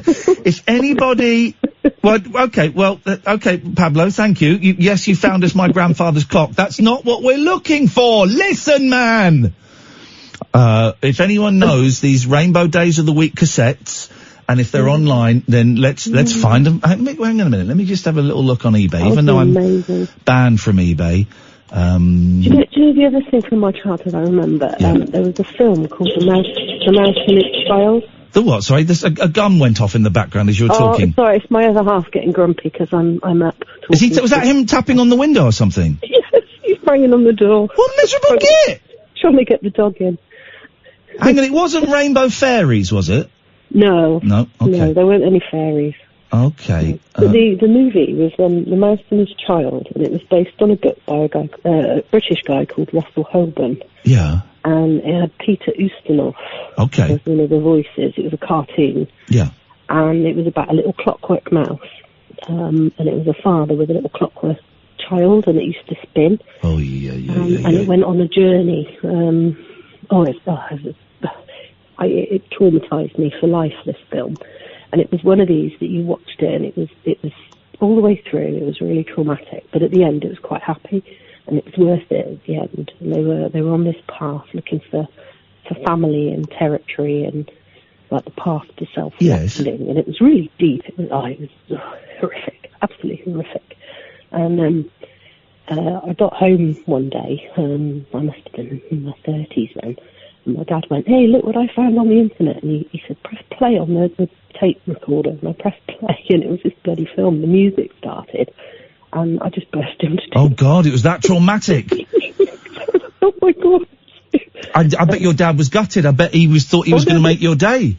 Yeah, well, no, because afterwards I was like, "Oh, God, I can't believe you found it. That's amazing." And yeah, it's lovely. No, it really is in fact, the Royal Shakespeare Company did a show of it a couple of years ago.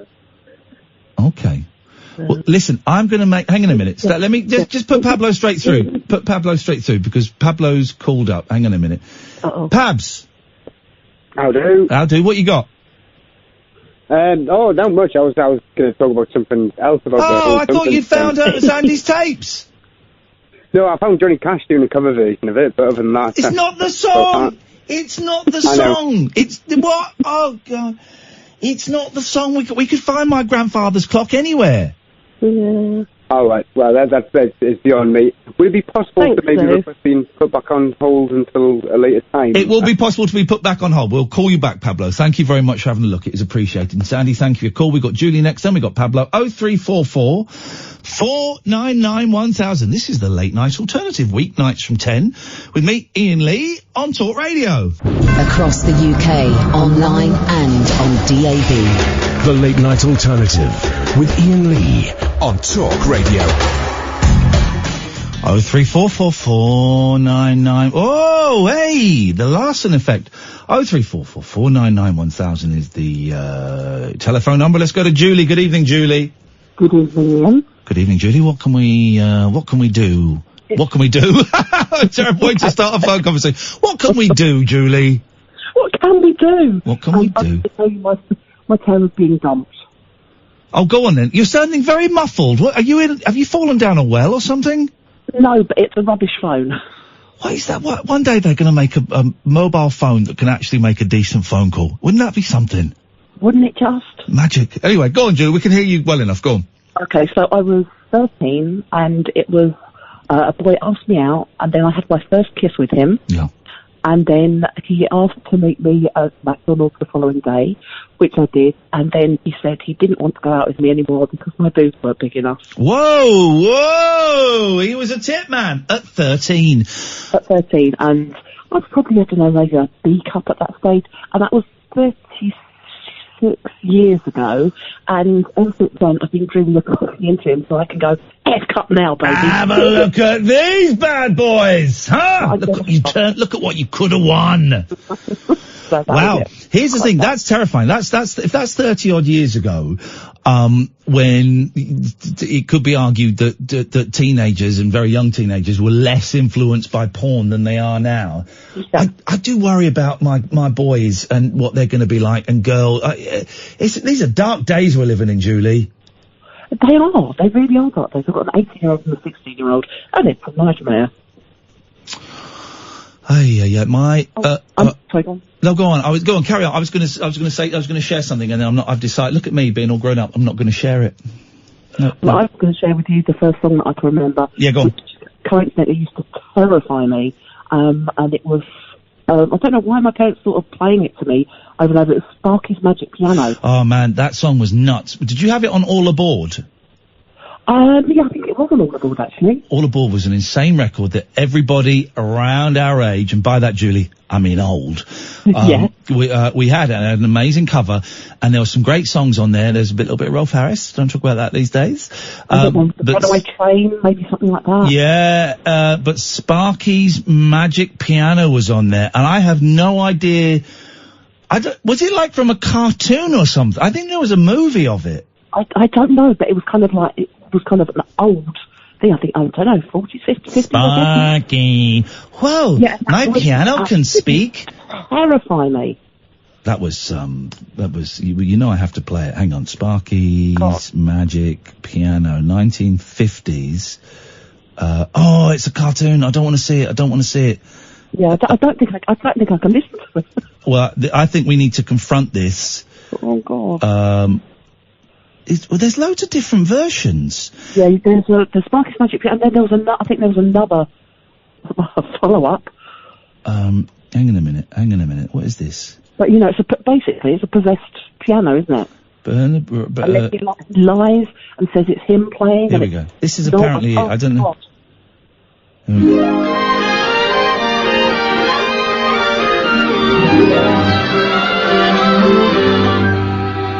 Sparky was a little boy just about your age, maybe a little older by now.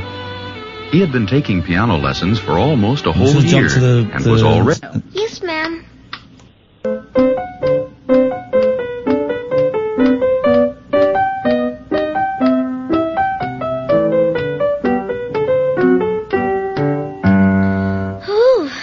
Was that all right, Miss Spear? Well, not too bad for the first week.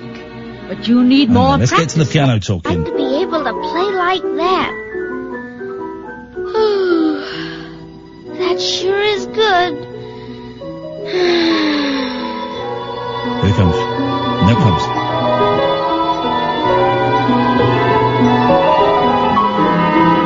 This is like the end of A Day in the Life by the Beatles. There it is, Julie! Who's that? Who's calling me?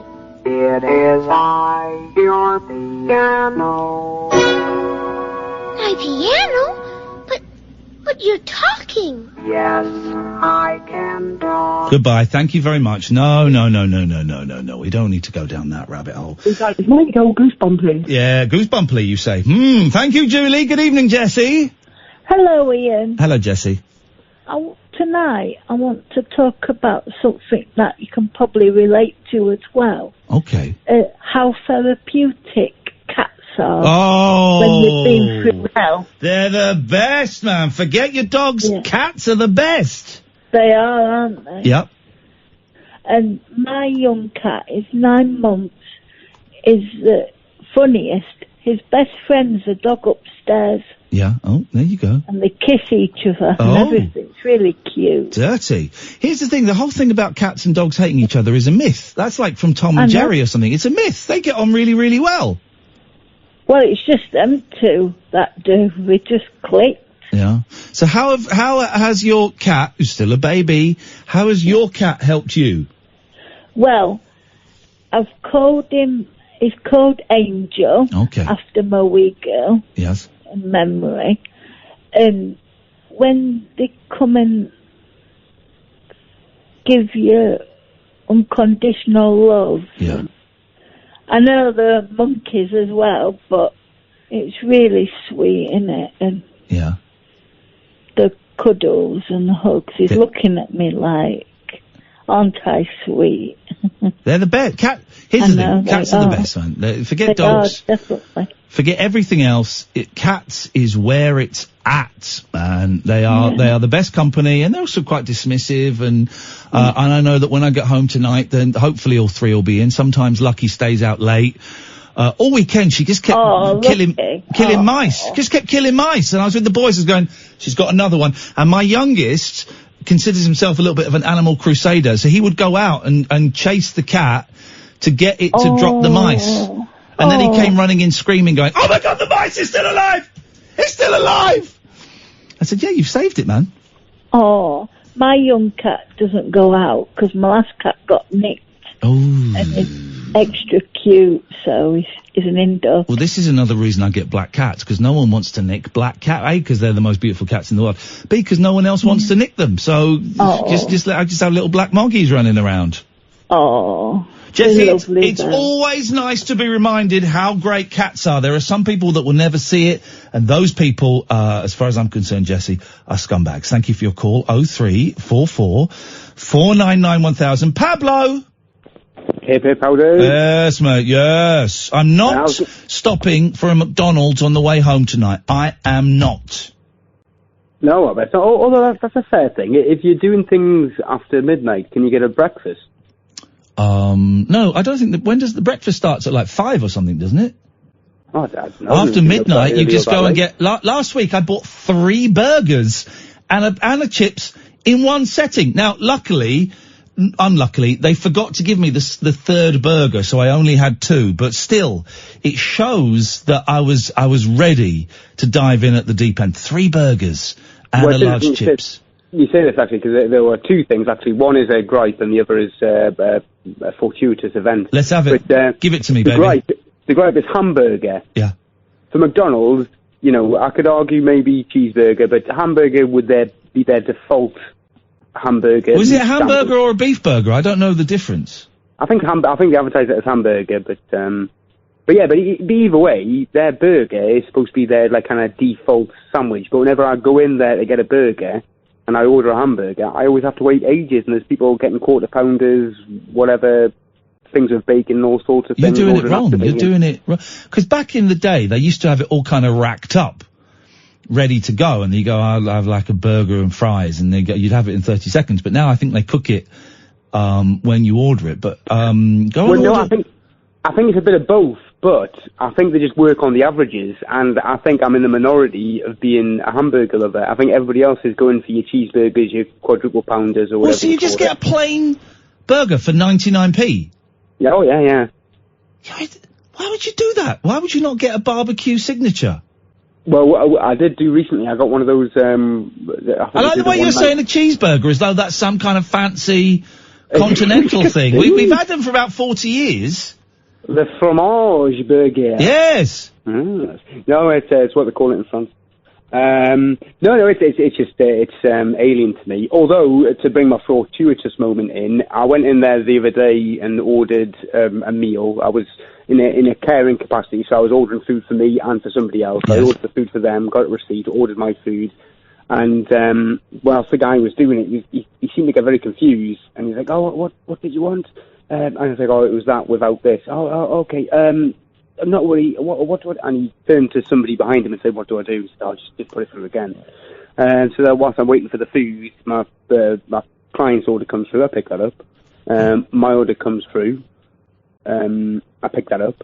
And then all of a sudden another order comes through. And I pick that up as well. I basically got my order twice. Oh. Because he hadn't cancelled the order he put through. So I ended up with like far too much food. Wow.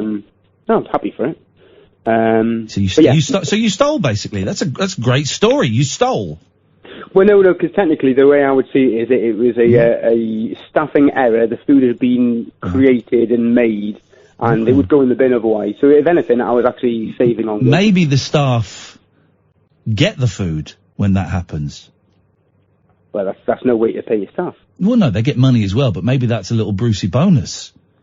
Well, as I say, if the member of staff was punished in any way for their own transgressions, then maybe that'll teach them to be a better food server. Yeah. But secondly, I will take umbrage with the Ronald McDonald, and I'll I don't know. Oh, Pablo, stop the clock! Stop the clock! Hayley has found. Right, was it Sandy? Get Sandy on the phone. Hayley, we think, has found the rainbow cassettes. Well, that's good, because I heard the Sparky, the piano thing. I was familiar with that one. I know that one. And I was remembering the Flintstones Meet the Philharmonic Orchestra. I used to have that as a child as well. But, yeah, this other one is new to me. Okay, well, I've never seen it. Go on, we've got 30 seconds. What was the other thing you wanted? Oh, the other thing is just on the dumping thing. When I was a younger man, about 18, went out for my birthday with an older girl who was my girlfriend at the time. She wore a special coat for the evening, which she was going to get for Christmas, because my birthday is just before Christmas. My friends had all bought me lots of drinks, and I ended up drinking them all, and while popping out for a constitutional, I was able to vomit all over top to tail. In a brand new coat. I tried to do that thing where you put your hand over your mouth to stop yourself from being sick without realising that. Never done it. I've seen people put their hands over their mouths to stop them being sick. Never done it. I'm a head down, arms out the way kind of guy. I know how to deal with a vomit. It's not putting a hand in front of you. Pablo, thank you. Sheila, stay there. Sandy, we're coming to you after the news. Big news. This is Talk Radio. The Late Night Alternative with Iain Lee on Talk Radio. We have ways of making you talk. Well, I'm not the kind to kiss and tell, but I've been seen with Farrah. I've never been with anything less than a 9. So fine. I've been on fire with Sally Field, gone fast with a girl named Bo, but somehow they just don't end up as mine. It's a death-defying life I lead. I take my chances. I die for living in the movies and TV. But the hardest thing I ever do is watch my leading ladies kiss some other guy while I'm bandaging my knee. I might fall from a tall building, I might roll a brand new car, 'cause I'm the unknown stuntman that made Redford such a star.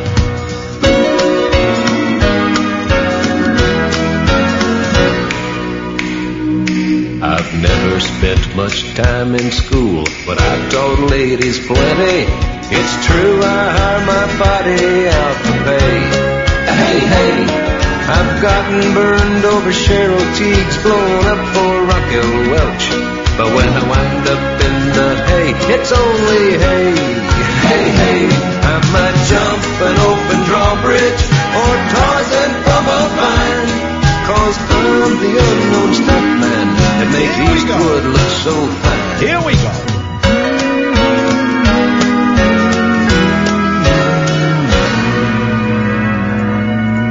Oh, 344-499-1000.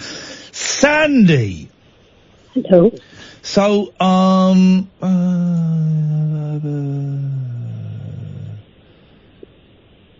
know what I mean. So you were telling us about these rainbow tape things that you had as a kid. Yeah. Right? Rainbow. Yeah. Hayley's found them. No. Yeah. It's called Rainbow Week Children's Cassettes. And they're in like a big sort of folder that opens up and they slot into these black plastic Yes. things. Rings a bell, yeah. Yeah. Well, she's found them on a Facebook page called Do You Remember the 70s, 80s and 90s? That's a lot of decades to remember. That's a long time ago. It's a long, long time ago. And then I've just looked and there's a set of them on eBay. No, how much are they going for? Well,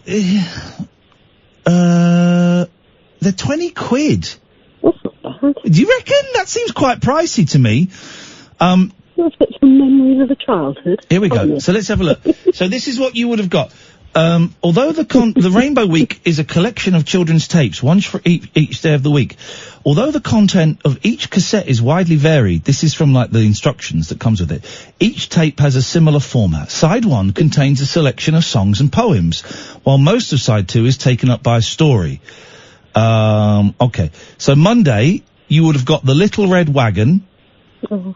These are Grandmother's Glasses. There Was an Old Lady. A Knight and a Lady.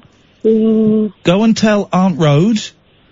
Oh, I don't remember that one. I must have been asleep at that point. Michael Finnegan. Oh, yeah. Rockabye Baby. Baa Black Sheep. Oh, you can't sing anymore. Yes, you can. An Elephant Goes Like This. Incy Wincy Spider. This Old Man. What's for Dinner. The Story of the Three Little Pigs. The Boy in the Supper Room. Under a Stone. Said the First Little Chicken. And Archibald. Timeless. And then it's got, the performers are Colin Hornsey, who's a junior school teacher, Patrick Newman, who's BA on Cert Ed Dipsock, Joan White, who's listed as Mum, Tim Wright, Head of Music Department, Junior School, and produced by Mag Gardner, Playgroup Leader, with grateful thanks to their 8 children and 4 grandchildren for enthusiastic help.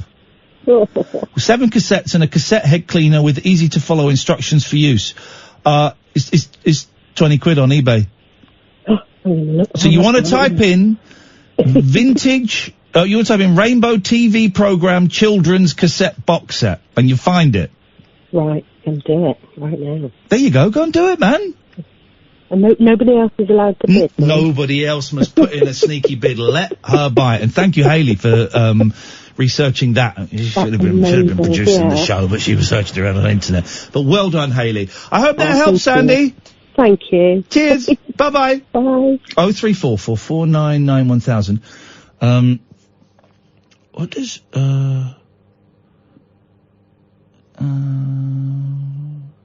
what is, I don't even know what that means. Let's see, we can see the history of what people have said when they, I don't know what that means. So what I can do is I can just block them. There we go. 0344 499 1000. Let's go to Sheila.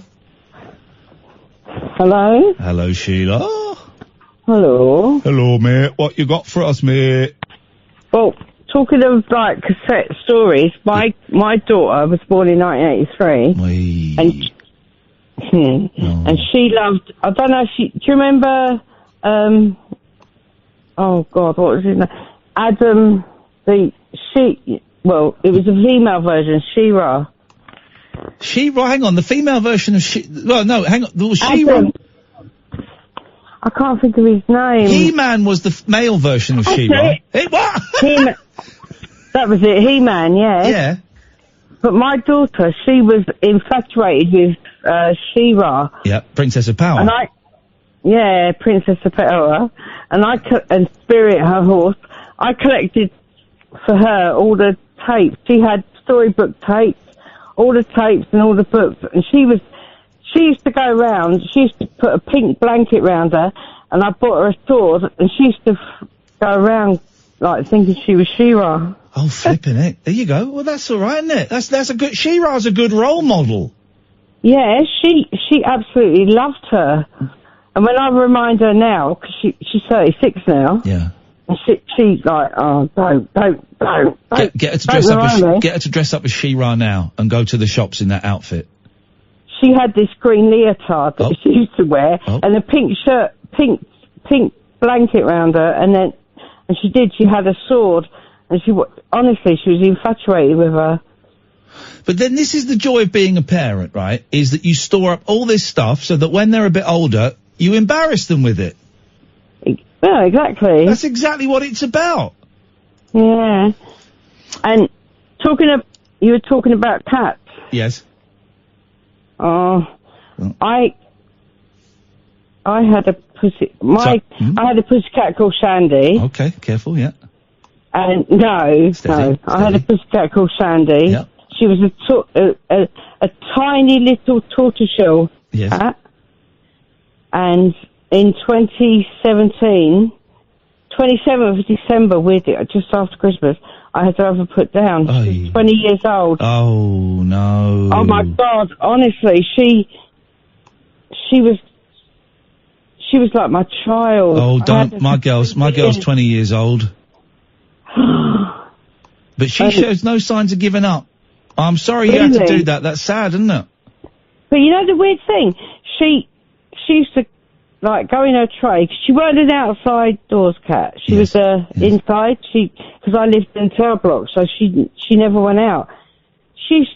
When I did move to a house, she used to go in her tray, and she'd bomb up the stairs at 19 years old now. Yeah. But, yeah. And she just... You did it again, thanks for your call. Jesus, some people, eh? I'll give you cheeky effer, whispering weird kidnapper in the background. I'll give you a cheeky effer in your face! With my fist! Please don't swear. I was going to say something really profound then, and I've forgotten now, because we had a potty mouth idiot in the background there, in what was otherwise a very sensitive, if slightly dull phone call. So instead, what was I going to say? Because I was Googling something while she was talking, and I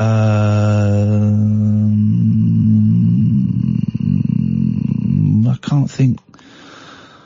I can't think what it was. What a world we live in. Let's go to Nick. Good evening, Nick. Good evening, Ian. All right? Well, I'm all right. What can I do for you? Another quick cat story. Here we go. Here we go. We're in. Right. Ex-girlfriend had 9 cats. Yeah. They were always coming and going. And, anyway, about a month ago, I get a phone call. Don't know the number. It's the RSPCA. Yeah. We had them all chipped, and we split up, you know, ex-girlfriend. Yeah. And, she changed her phone number, so I had to go round, you know, the cat. They found the cat, it got lost with someone, the RSPCA guy, or what was it? Anyway, so I went round and I explained, you know. Anyway, got the cat back, and, she said, "Oh, we'll have something to eat." So, yeah, stayed for something to eat and stayed for breakfast. Hey! You know, since everyone's happy, you know. Are you saying that a cat has brought you back together with your ex? No, only for one night. Oh, for a quick... So, all right, so the cat got you some sex? Yeah. Why are you not going back there for more? Why are you not... Come on, go back and try and make this work, man. No. Just wanted a quick bunk up. Cats are cool, yeah. Ian, I've got to say this, man. I've got to say it. Say it. You know what hypochondriac is? Why? Well, you get a lot of ailments, I think. Are you saying I'm a hypochondriac as well? Is that fatal? Can I die from that? Oh my God! I've got something else wrong with me! I'm just pointing it out. Well... You used the computer bloke doctor, didn't you, to diagnose your thing? I don't know whether that's the way to go, but I'm not, you know, you can carry on, feel like you feel, but... Well, here's the thing, my symptoms are real. I've been ill. I was ill. Yeah, of course they are, but a lot of it's in your head. Well, no, it was in my stomach. No, I know, it's stressed in that, it's things, but anyway, you do go through the mill, you have accidents and stuff. I have a lot of accidents. I'm very accident prone, but trust me, Nicholas. Careful. I say to my mum when she falls over in the garden, take your time, mind how you go. I'm not in my 80s. No, well, I'm 55, you're 46, and you're acting like you're 65, man. Well, listen, maybe I've just led a very stressful life. I've squeezed a lot into this life. I've lived. I know, mate. So has 90% of this country, I think. Exactly, but I have done more than 90% of this country. I've suffered more than 90% of this country. God damn it, and I'm still here to tell the tale. The hypochondriac. The what? The violin's out for you, mate. I'm going to get the violin out. I'm going to shove it up your ass, and then I'm going to shove it in the tiny hole in your penis. That's what I'm going to do. Hypochondriac, dear God. feel a headache coming on. This is Talk Radio. Stimulating nightly emissions guaranteed to open your eyes and your mind. Oh my word. The Late Night Alternative with Iain Lee on Talk Radio. Oh yeah, we were doing this story and then we got distracted, I think by Susan phoning in all the flipping time. Dear God, we tend not to do double bubble on this, which means if you've called in once, and give it a try next day or maybe in a couple of days' time. And occasionally we break that rule with something like Sandy, with Hayley finding those tapes. That was a perfect reason to get her back on. But or maybe you have something, you say something in the first hour and then I don't know what the most important thing would be that you would have to phone up half an hour later and say. But 0344 499 1000. Now, this is a story we're doing. Many people opt to have sex in the privacy of their own home. Many people opt to have sex in the privacy of their own home. Here's the thing, I've never done it outside. I'm always quite conventional when it comes to locations for intercourse. But part of me is thinking, I can't go I don't want to get too graphic. I don't want to get graphic. Don't panic. Part of me is thinking, maybe there is something in this doing it outside lark. Maybe it's never appealed to me before, but a lot of people do it, apparently. Maybe there's something in it. So I'm thinking I might go for it. If you have any experience, I'm not like dogging. I don't want someone putting a boob in one window and a willy in the other window. I don't want that.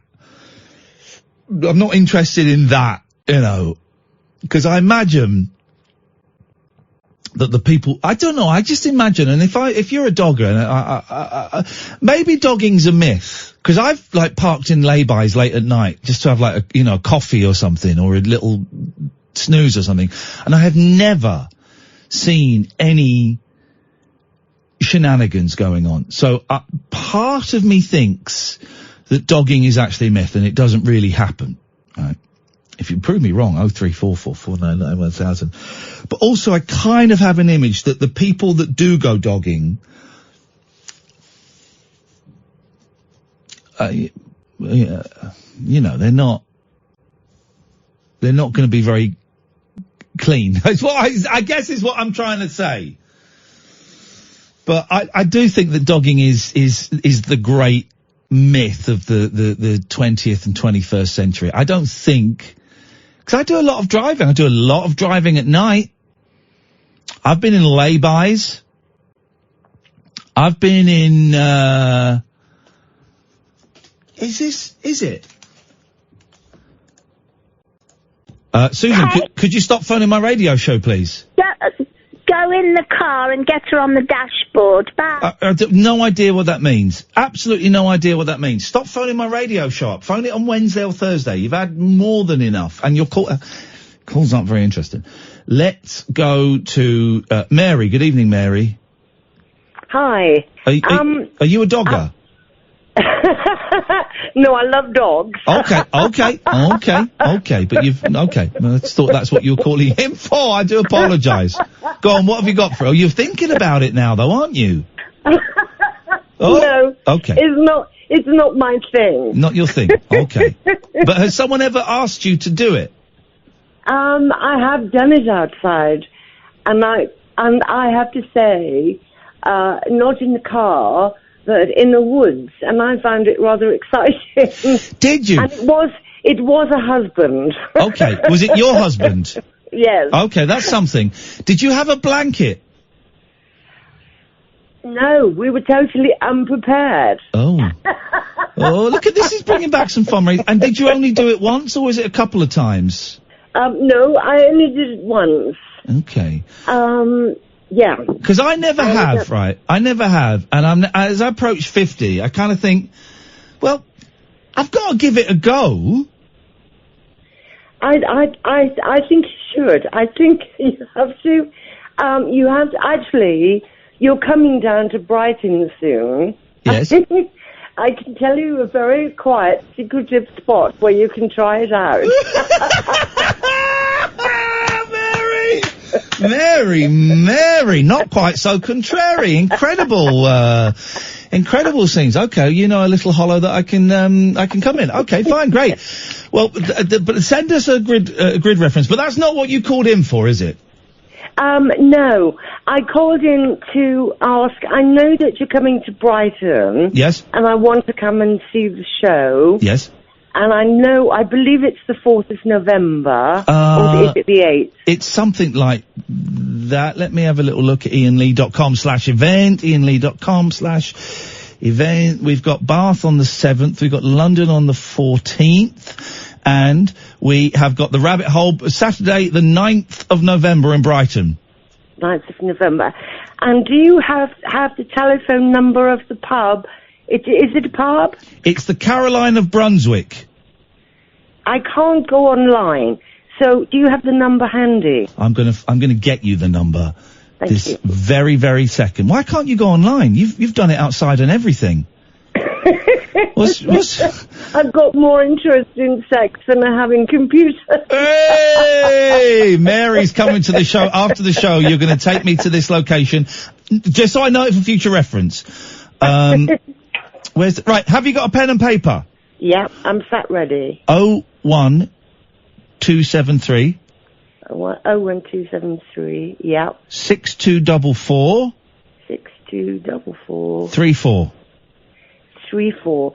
And, I have a lot of friends, so, bring them. I'll ring up the, Caroline of Brunswick and see if they've got any tickets.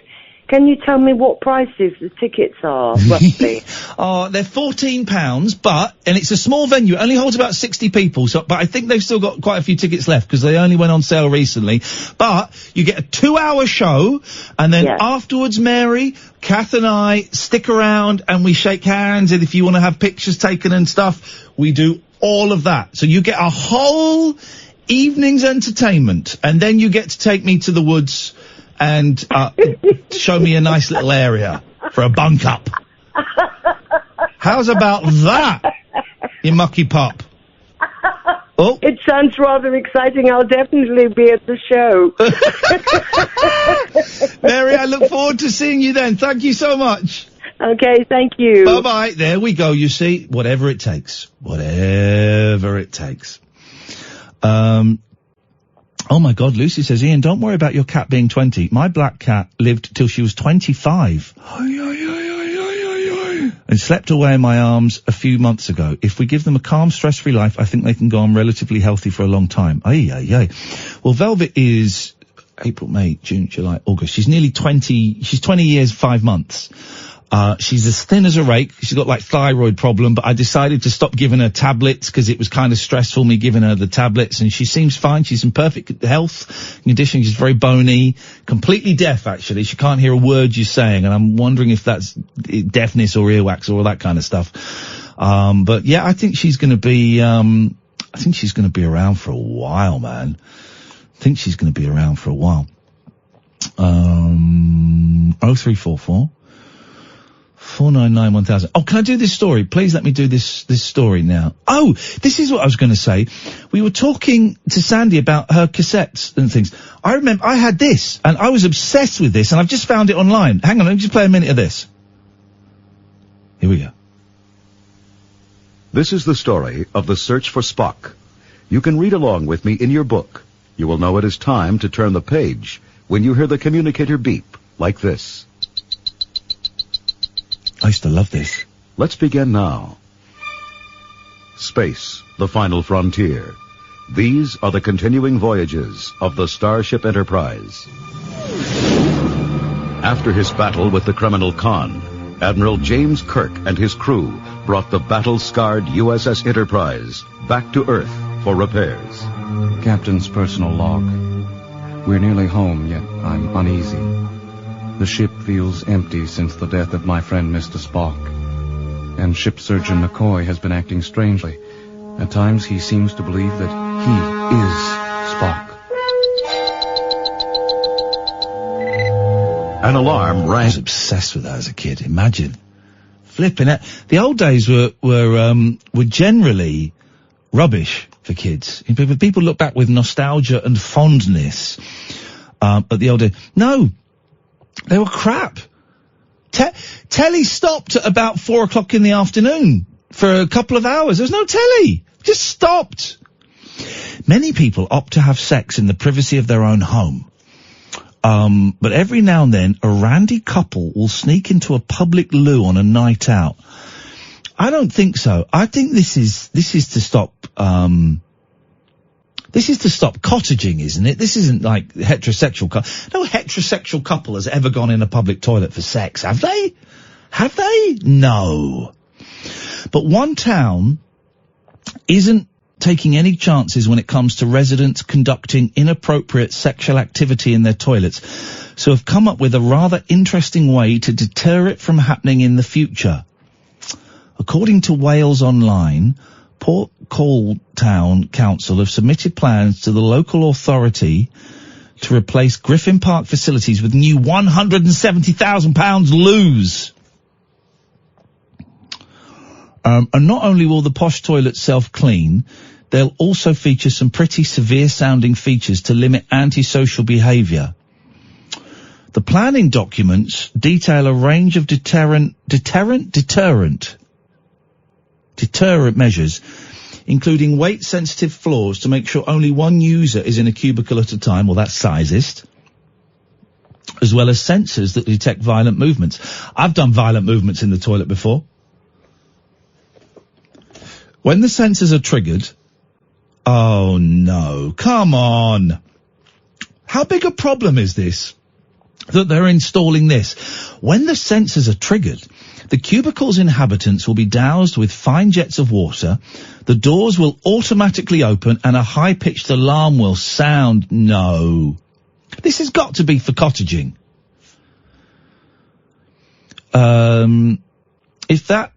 If all that weren't enough, the loos will have a restricted time entry with an audible warning combined with the lights and heating being switched off. They also intend to use graffiti-resistant materials on the walls and flooring. Oh, jeez. Oh, jeez. I mean, man alive. People will have to pay to use the new toilets, but the town council has yet to decide how much they would charge. My God. My God, Miss Jones. Sloop John B, stay there. I'll come to you in a second. This is Talk Radio. Whispering lunar incantations for cross-parents, cross-dressers. Yeah, did you know this about me? And cross-rail workers. Steel and polycarbonate. The Late Night Alternative with Iain Lee. I've got a very poor internet connection. On Talk Radio. 0344 499 1000. Last half hour of the show before Paul Ross at 1. Let's go to Sloop. John B, good evening, Sloop. God damn, Iain Lee is making my nose bleed. Hi, and sorry, I just want to do a voice drop there. Okay, I don't know what a voice drop is, and I don't know what... No, you had just now, you had the bit where Pablo was going to have got a very poor internet connection. You know, use the advert. Oh, yeah. I was figuring Denny will have to be making a new one in his office soon, and I thought maybe if I do that, he'll hear it and go, oh. We're playing the same trailers and jingles that we played when I joined this station over 3 years ago. They ain't going to make us any new ones. They're not going to make us any new ones. But if they'll hit, this is a good one for Catherine. Catherine Boyle is in the house. Somebody call security. How about that? Well, again, they ain't going to make any new trailers. They don't care about us. We just cast adrift on memory bliss. What was that? Oh, that's PM Dawn. Cast adrift on memory bliss. But it's something embarrassing happened to me today. Remember last time I called you about the chip shop thing, that young lad being embarrassed? Yes. Well, something happened to me, and it's going to lead to a question I want to ask you. I will find out what that song is. You can keep playing it. I don't know yet, but I will. I was walking to work, and I was listening to a song by the Dilated Peoples called Clockwork. It's a floor filler, right? Okay. And there was a bit where it's got some really good scratching. You know, like DJ scratching? Yeah. Waka waka wah! Yeah. So anyway, I'm walking along. I think I'm going to have a scratch. I'm literally going to do some air scratching right now. It's getting very animated. Yes, man. I look up, and there's a car full of girls laughing. And it's you know, well, years ago, I Who would've cares? got- Screw them. Well, No, yeah, not screw. that's it. Who cares? Their problem. Deal with it. That's it. But it also was making me think about, like, what makes, you must play air guitar. I know you're not a hip hop head, but what's the song that you just can't, you have to do it, you know, like when you hear it? It must be like an early Beach Boys or something. I'm more of an air drums kind of guy. I was playing the drums. Oh, I tell you what, I was playing today, right? Go on. I was playing this and I was playing the drums in the car. Hang on a second. I bought this album. It's not a very good album. It's an album of Paul McCartney covers, right? Okay. Came out ages ago, but I got it cheap when I was in Italy. And, Why not? but all the covers are just like exact copies of the Paul McCartney original version, so it seems stupid. Yeah. Right. But anyway, Def Leppard doing Hell on Wheels. My God. But I was trying to keep it authentic, so I was only doing one arm drumming, because the drummer's only got one arm, isn't it? Our mutual friend John Montagna does that in a video. He's talking about Beatles doing an epic fill on the song Something. Yeah. And he can't help himself, and he even does the silly face where he bites his bottom lip and does the one arm sort of drumming thing. So it's like,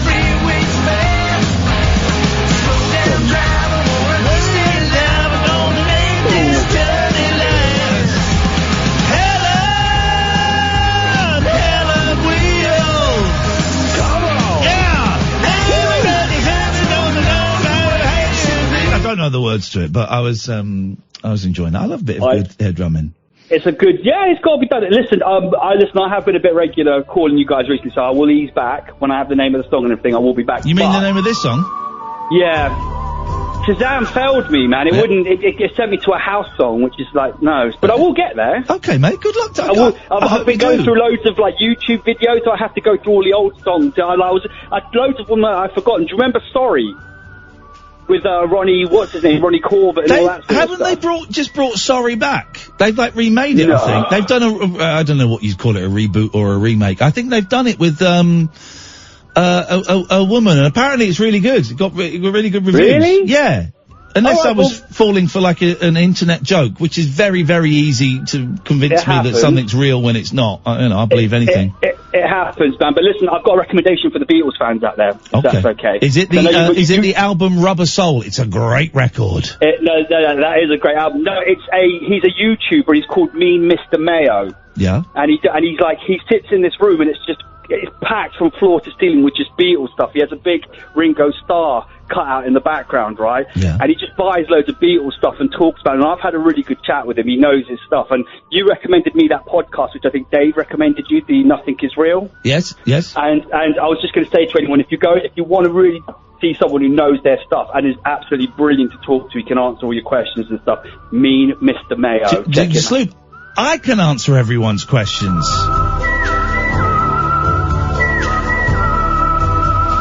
How can he not know what this bit of music is? I mean, imagine. 0344 499 1000. Let's go to Lee. Good evening, Lee. Hello, Ian. Hello, Lee. What you got for us? Well, I've been promising myself I was going to call you for many years. Oh. And I always bottle it. And tonight I've decided that I'm actually going to make the call. Hey, nice one, man. When are you going to make the call?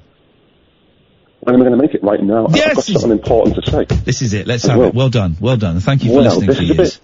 Today's a really important day for me because it's been 5 years since I last had a drink. Oh, congratulations. Yeah, I'm really pleased with myself.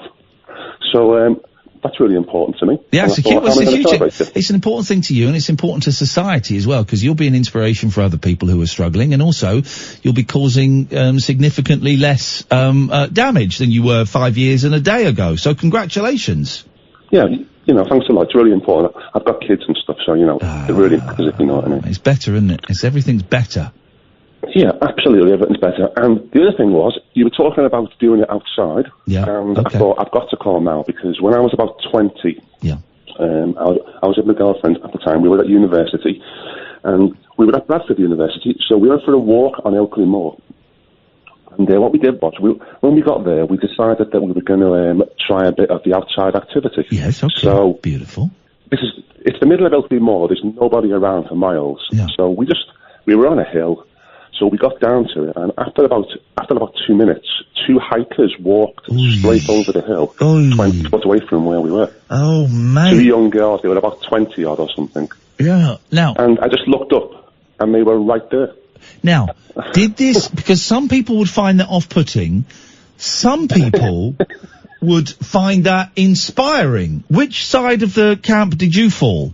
Do you know what happened was, as soon as I saw them, I did the natural reaction. I just leapt right off. Yep. And it was kind of, leapt off? Yeah, you just kind of, I sort of leapt off and, I don't know how to describe it really, tried to put it away, Yep, and, that's good. The girlfriend sort of got up quick and then I just said, good afternoon. And they walked back. So did you just pretend? It sounds like, because the closest I've got to that, the closest equivalent I've got, Lee, is having my Walkman on and singing really, really loudly because there's no one there. Then I turn around a corner and there are some people there, right? And you either have to pretend that you just have to stop and pretend that you weren't doing anything, or you just have to think, sod it, and just turn up the volume a bit more. Yeah, it just felt as if there was nothing I could really do. What can you say in that situation? They didn't say anything, so I just stopped. Okay, and then when they left, yeah. Oh, when they left, you picked up where you left off? No, we didn't. Do you know what we did? Right? Yeah, we went for a little walk, and when it came to like a woodland area, we did leave. We did carry on, yeah. Good for and then after that point, we went to a couple of different places and did a bit more in other, on other days out. Oh, so it became, we don't do it anymore. We're a lot older now. It became a thing for you. I wouldn't say it was a thing. I'd just say that it became something which we knew that we kind of enjoyed, and then did it a few more times. Okay, I'm not convinced I'm going to enjoy it, but I want to. I'm just thinking, come on, man. I've always been sort of dead against it. Let's give it a go. Why would you be against it? I'm quite. I think you should do it in bed. I think you should do it in bed, in the bedroom. I know what you're saying, but there's just some, give it a try. There's something really exhilarating about it. Okay, all right. I'm listening. I'm not against experimentation, dressing up, equipment. All of that stuff is great, right? But I just, for me, it's like the bed. The bed is where it should be. But okay, I'm gonna do it. The nighttime, I'm guessing, is better. Is it? You're the expert. I'm not. It was the daytime. It was Oakley Moor, so we weren't going to go there at night time. It was in the daytime. Okay, all right. Nice I wasn't going to do that. This reminds me. I'll be thinking of you when I do it. One more thing. I had a friend when I was younger, and he was doing it with himself. He was pleasuring himself in his bedroom, and he had a magazine, which these days would be quite quaint, I think. Yeah. And his mum just opened the bedroom door and walked in, and he was in mid.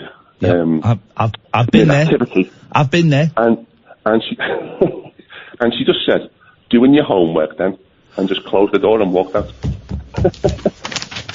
Lee, thank you very much indeed. I've been there, Mum, coming in. Anyway, these things, some things are not meant for broadcast. I think I probably have broadcast that before. Lee, congratulations on your 5 years, brother. Well done. 0344 499 1000. This is Talk Radio. Set free your mind. Let your fancy take flight. Conversation gets curiouser by the glow of moonlight. The Late Night Alternative with Iain Lee on Talk Radio.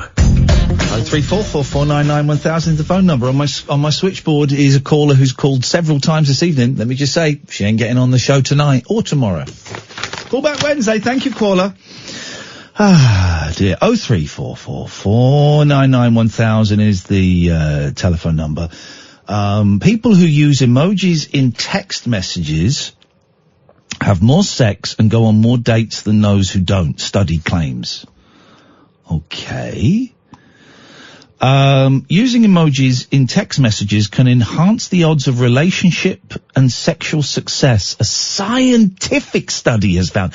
A scientific study. Science. Researchers at the Kinsey Institute conducted 2 separate studies on the graphic icons to see the impact they had on people's lives. They surveyed more than 5,000 participants for the annual Singles in America paper, then followed up with a second analysis of 275 adults. Together, they showed a direct correlation between emojis and sex. Specifically, that those... Jesus. I hate life, I hate people, I hate technology, I hate everything to do with this world. Specifically, that those who punctuate their messages with the images are more likely to have second dates, kiss their suitors, and have a higher number of sexual partners. They mean of. And people who write this online crap, clickbait, are idiots. Modern relationship seekers must master faster. Modern relationship seekers must master faster and shorter methods of communicating self-disclosure and effect. That doesn't make sense. Modern relationship seekers must master faster and shorter methods of communicating self-disclosure and effect. I don't even know what these words are saying. Let's go to Sheila, and maybe we'll come back to that story. Good evening, Sheila. Hello. Hello, Sheila. I'm phoning up to make a complaint. Okay, yes. I'm trying to remember the Monty Python sketch, but I can't, so we'll just take it straight. Go on. Okay, against the Trade Description Act. So I have 2 late-night alternative membership cards. Okay. Number 11, which I was very excited to get. Very, very exciting. And then number 626, yes, which is less exciting. Yes. But both of them, although one is misspelled, say fake Sheila. Well. However, when I ring up these days, I'm no longer fake Sheila. Can you add fake Sheila to the thing? Yeah, actually, that's all I wanted. I thought I'd have to work a bit harder at it. It's done. It's done. Simple. You got us there. Listen. Oh no! I don't want to go. I don't work for that. I don't want to be taken to court, Sheila. Fake Sheila. I don't want to be taken to court. I don't want a prison sentence. I don't want any bad vibes. Fake Sheila's back. It was your fault. What? What do you mean? That I changed my name because I phoned in one day and I said, I've just been an idiot on this show. Like, there's things I've said and I wish I'd not said. And you gave me a new identity. So you called me Sumatra. Or something from a computer game. Symmetra, yeah. Something. And so then next time you were off, I phoned up. Why the hell have you got 2 membership cards? Oh, you caught me. You should not have 2 membership, particularly if you're a number 11, if you're a double digiter. No, I'm a double digiter because I phoned up and I wanted that card. So I told you at the time, I waited all weekend to phone up and ask for that card. Yeah. And then 11 is my lucky number. So I kind of tried my best to time it. Yeah. And then number 11 went to somebody else. Oh. And then he said something or did something and you revoked the card. Okay. Gosh. So I would have been 12 and I got number 11. So What a complicated system. However, back in the day. then I bought a t-shirt. So I've got number. Well, you know there are platinum cards coming out soon. Yeah, I know. Platinum but what cards. do you have to do? You just got to be one of the first 100 people to buy mine and Catherine's 7-inch single. That's it. But are you going to tell us when it's out, or no? I'm going to keep it. I'm going to keep it a secret. Of course, the book is coming out first. The book is hopefully, the book of transcripts is going to be out next week. Oh, that's so exciting! I'm so looking Hopefully, forward to I'm that. waiting for mine and Kath's copies to be sent to us so we can just check. And as long as everything is fine, we're hitting the button. Maybe even Monday of next week on the bank holiday. So, do we get anything if we buy that, or just the book? You get the book, and you get the to know that all profit is going to the Samaritans. So you're saving lives. We don't get a penny out of it. And actually, it's just dawned on me that I'm probably because the money's going to come to me, and then I will donate it to the Samaritans. So it will come to me as income. So I think I'm going to have to pay tax on it. Oh, you're worried I'm going to sue you again if you don't give it to the Samaritans? No, but I'm going to have to pay tax. So whatever we make, I'll pay tax on it. I'll swallow it up because I'm a great guy.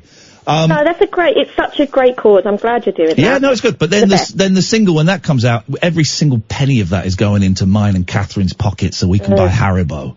And you can buy more platinum cards. More platinum cards, but only the first 100. There's only 100 platinum cards. After that, there's nothing. What do these get you though? That's the thing, because I've not my card. What I use it for is because chopping up cocaine. I don't. No. I don't know how to use the landline, so the only way I can call you is to look at the card, and that's where the number is. Beautiful. Well, the platinum card is going to get you into Legoland. Yeah. As long as you buy a ticket. Oh. And it also get you into screenings of films as long as you buy a ticket. What about one of these screenings that you do? Would it get me into there for free? Oh, it will get you in as long as you buy a ticket. And And then what? Do I get anything when I come in? You get in. Front row? You get in. You get in as long as you've got a membership card, and then you buy a ticket. Or you can also buy tickets if you don't have cards as well, I should stress. But do you get a free drink? Do you get anything? Oh, yeah. Is there a secret after show for the Platinum Card members? Wouldn't that would be nice, wouldn't it? Do we get to be taken to this little beach in Brighton? It's not a beach in Brighton. I wouldn't never do it on a beach because no one wants sand everywhere. This is apparently, according to our caller earlier on, this is like a clearing in the woods. Oh, right. I bet Brighton is So it's not dogging a- central, It's not a though. beach, then? No, I bet Brighton is dogging central. Yeah, but they have a lot of fun there. I don't. I'm surprised you've not dabbled in that. I'm quite conventional when it comes to locations. You are. Catherine is the wild one, isn't she? Catherine is I can say this now, utter She's not filth. She's a shameful, despicable human being, and she's the She reason. did it like once, didn't she, in a park when she was probably like 14 or 15. Well, hang on. Well, not when she was 14, because that would be illegal. No, sorry, she was sorry. like in her 20s, and she did it all over the place. She showed me a map, and it's just covered in red dots of where she's been. Oh, maybe you could put that at the back of the Platinum cards, a map. Catherine's sex map. Yes. I don't know. It's it doesn't strike me as something that's going to grab my attention really. But I'm going to have a go. Going to try it once. I just kind of think I'm getting to the age where, come on, man, just try something, and if you don't like it, let's move on. And are you going to sort of tell us about it? Oh God, yeah, no, I'll stream it on Periscope. Oh, thank you. That'd be nice. Very, Okay. very welcome, Sheila. My absolute pleasure. Of course I won't be. Thank you very much indeed for your call. 0344 499 1000. A huge pile of manure was today dumped outside a picturesque country pub with foul-mouthed signs placed in it by a furious lover accusing the married landlord of having an affair with their wife. Well, it's not been put there by the lover, has it? These online clickbait stories, and this is on the Mail, they're written so badly, man. So the grammar and the sentence structure is awful. A huge pile of manure was today dumped outside a picturesque country pub with foul-mouthed signs placed in it by a furious lover accusing the married landlord of having an affair with their wife. Okay. The enormous mound of stinking dung was littered with handwritten signs accusing the pub's landlord and chef, the guy's name there, but I'm not going to say his name, we don't need to say his name, of cheating on his wife Joanna. 5 placards stuck into the 2-metre wide pile read, "The landlord is effing my wife." And neighbours in the leafy village of Hawkley revealed they have been in fits of laughter about it. Ay, come on. It was left outside this pub overnight and was so wide it caused delays for motorists trying to pass through it. The gentleman in question today denied the foul-mouthed allegations, claiming the manure messages are a smear campaign against him and are unfounded and true. He was stunned to discover the manure this morning, and he and his wife say they do not know who dumped it. That's a good choice of words, isn't it? Speaking from his pub, the gentleman said, "All I know is I turned up for work at 7:30 this morning and there was a big pile of shit in the road." I don't know where it's come from or who has done it, but something like this can turn somebody's life upside down. Whoever has done it is trying to ruin our business. It's unfounded and untrue. Neighbour Philip Chippendale said he saw it on his road after a friend called him in fits of laughter about it. Mr. Chippendale, 70, said, "When I saw it, I thought, my God, what's that doing there? It was a trailer load. People had to drive around it. It's a mystery how it got there." This is all very strange. Another resident on the quiet country road said his brother heard a vehicle pull up outside the pub at around midnight last night. The pile was promptly cleaned up by workmen this morning and washed away with a hose pipe. Police have now launched an investigation into the malicious communications written onto the 5 signs stuck into the heap. It's believed they've been placed there. Let's less than a fortnight ago. Let me just take this. I'll take this straight to her. Hang on a second. Let's go to this. Hello, line 1. You're on the wireless. How you doing, mate? All right? I'm very, very well. What you got for us? Well, to be honest, I've got no idea. I haven't been listening to it, but I do listen to talk radio all the time when I'm in the car. And Except when my show's on. Okay, yep, that's cool. But I've just been scrolling through my phone, and I just thought I'd put on the BBC News today. Okay, what have you heard on the BBC News today that's meant you called up Talk Radio? I haven't heard anything. I've been reading. Okay. And I've been reading about this no-deal Brexit. Oh, Jesus. 5 minutes before the show ends, that's what you want to call in about? Yeah, I do. What, are you stockpiling? So, no, I'm not stockpiling at all. I would suggest are you stockpiling booze? In your gut? No. I don't need to stockpile booze. Because you're drunk already, okay. I would like to say. Yes. No, do you want to hear me out or not? Not really. Well, you obviously want to waste time. I just want to tell you what my point is. I don't really want to know what your point is about Brexit. I don't really care. You don't care? No. Well, you don't care about Brexit? Actually, no, I don't really care about Brexit, but I care very little about Brexit, and I care even less about what your opinion is on it. So what? Brexit means nothing to you? It means very little to me. Well, that's precisely my point. Well, Brexit shouldn't mean anything to any of us. Okay, well that's great. Thanks so much for calling. Really? Yeah.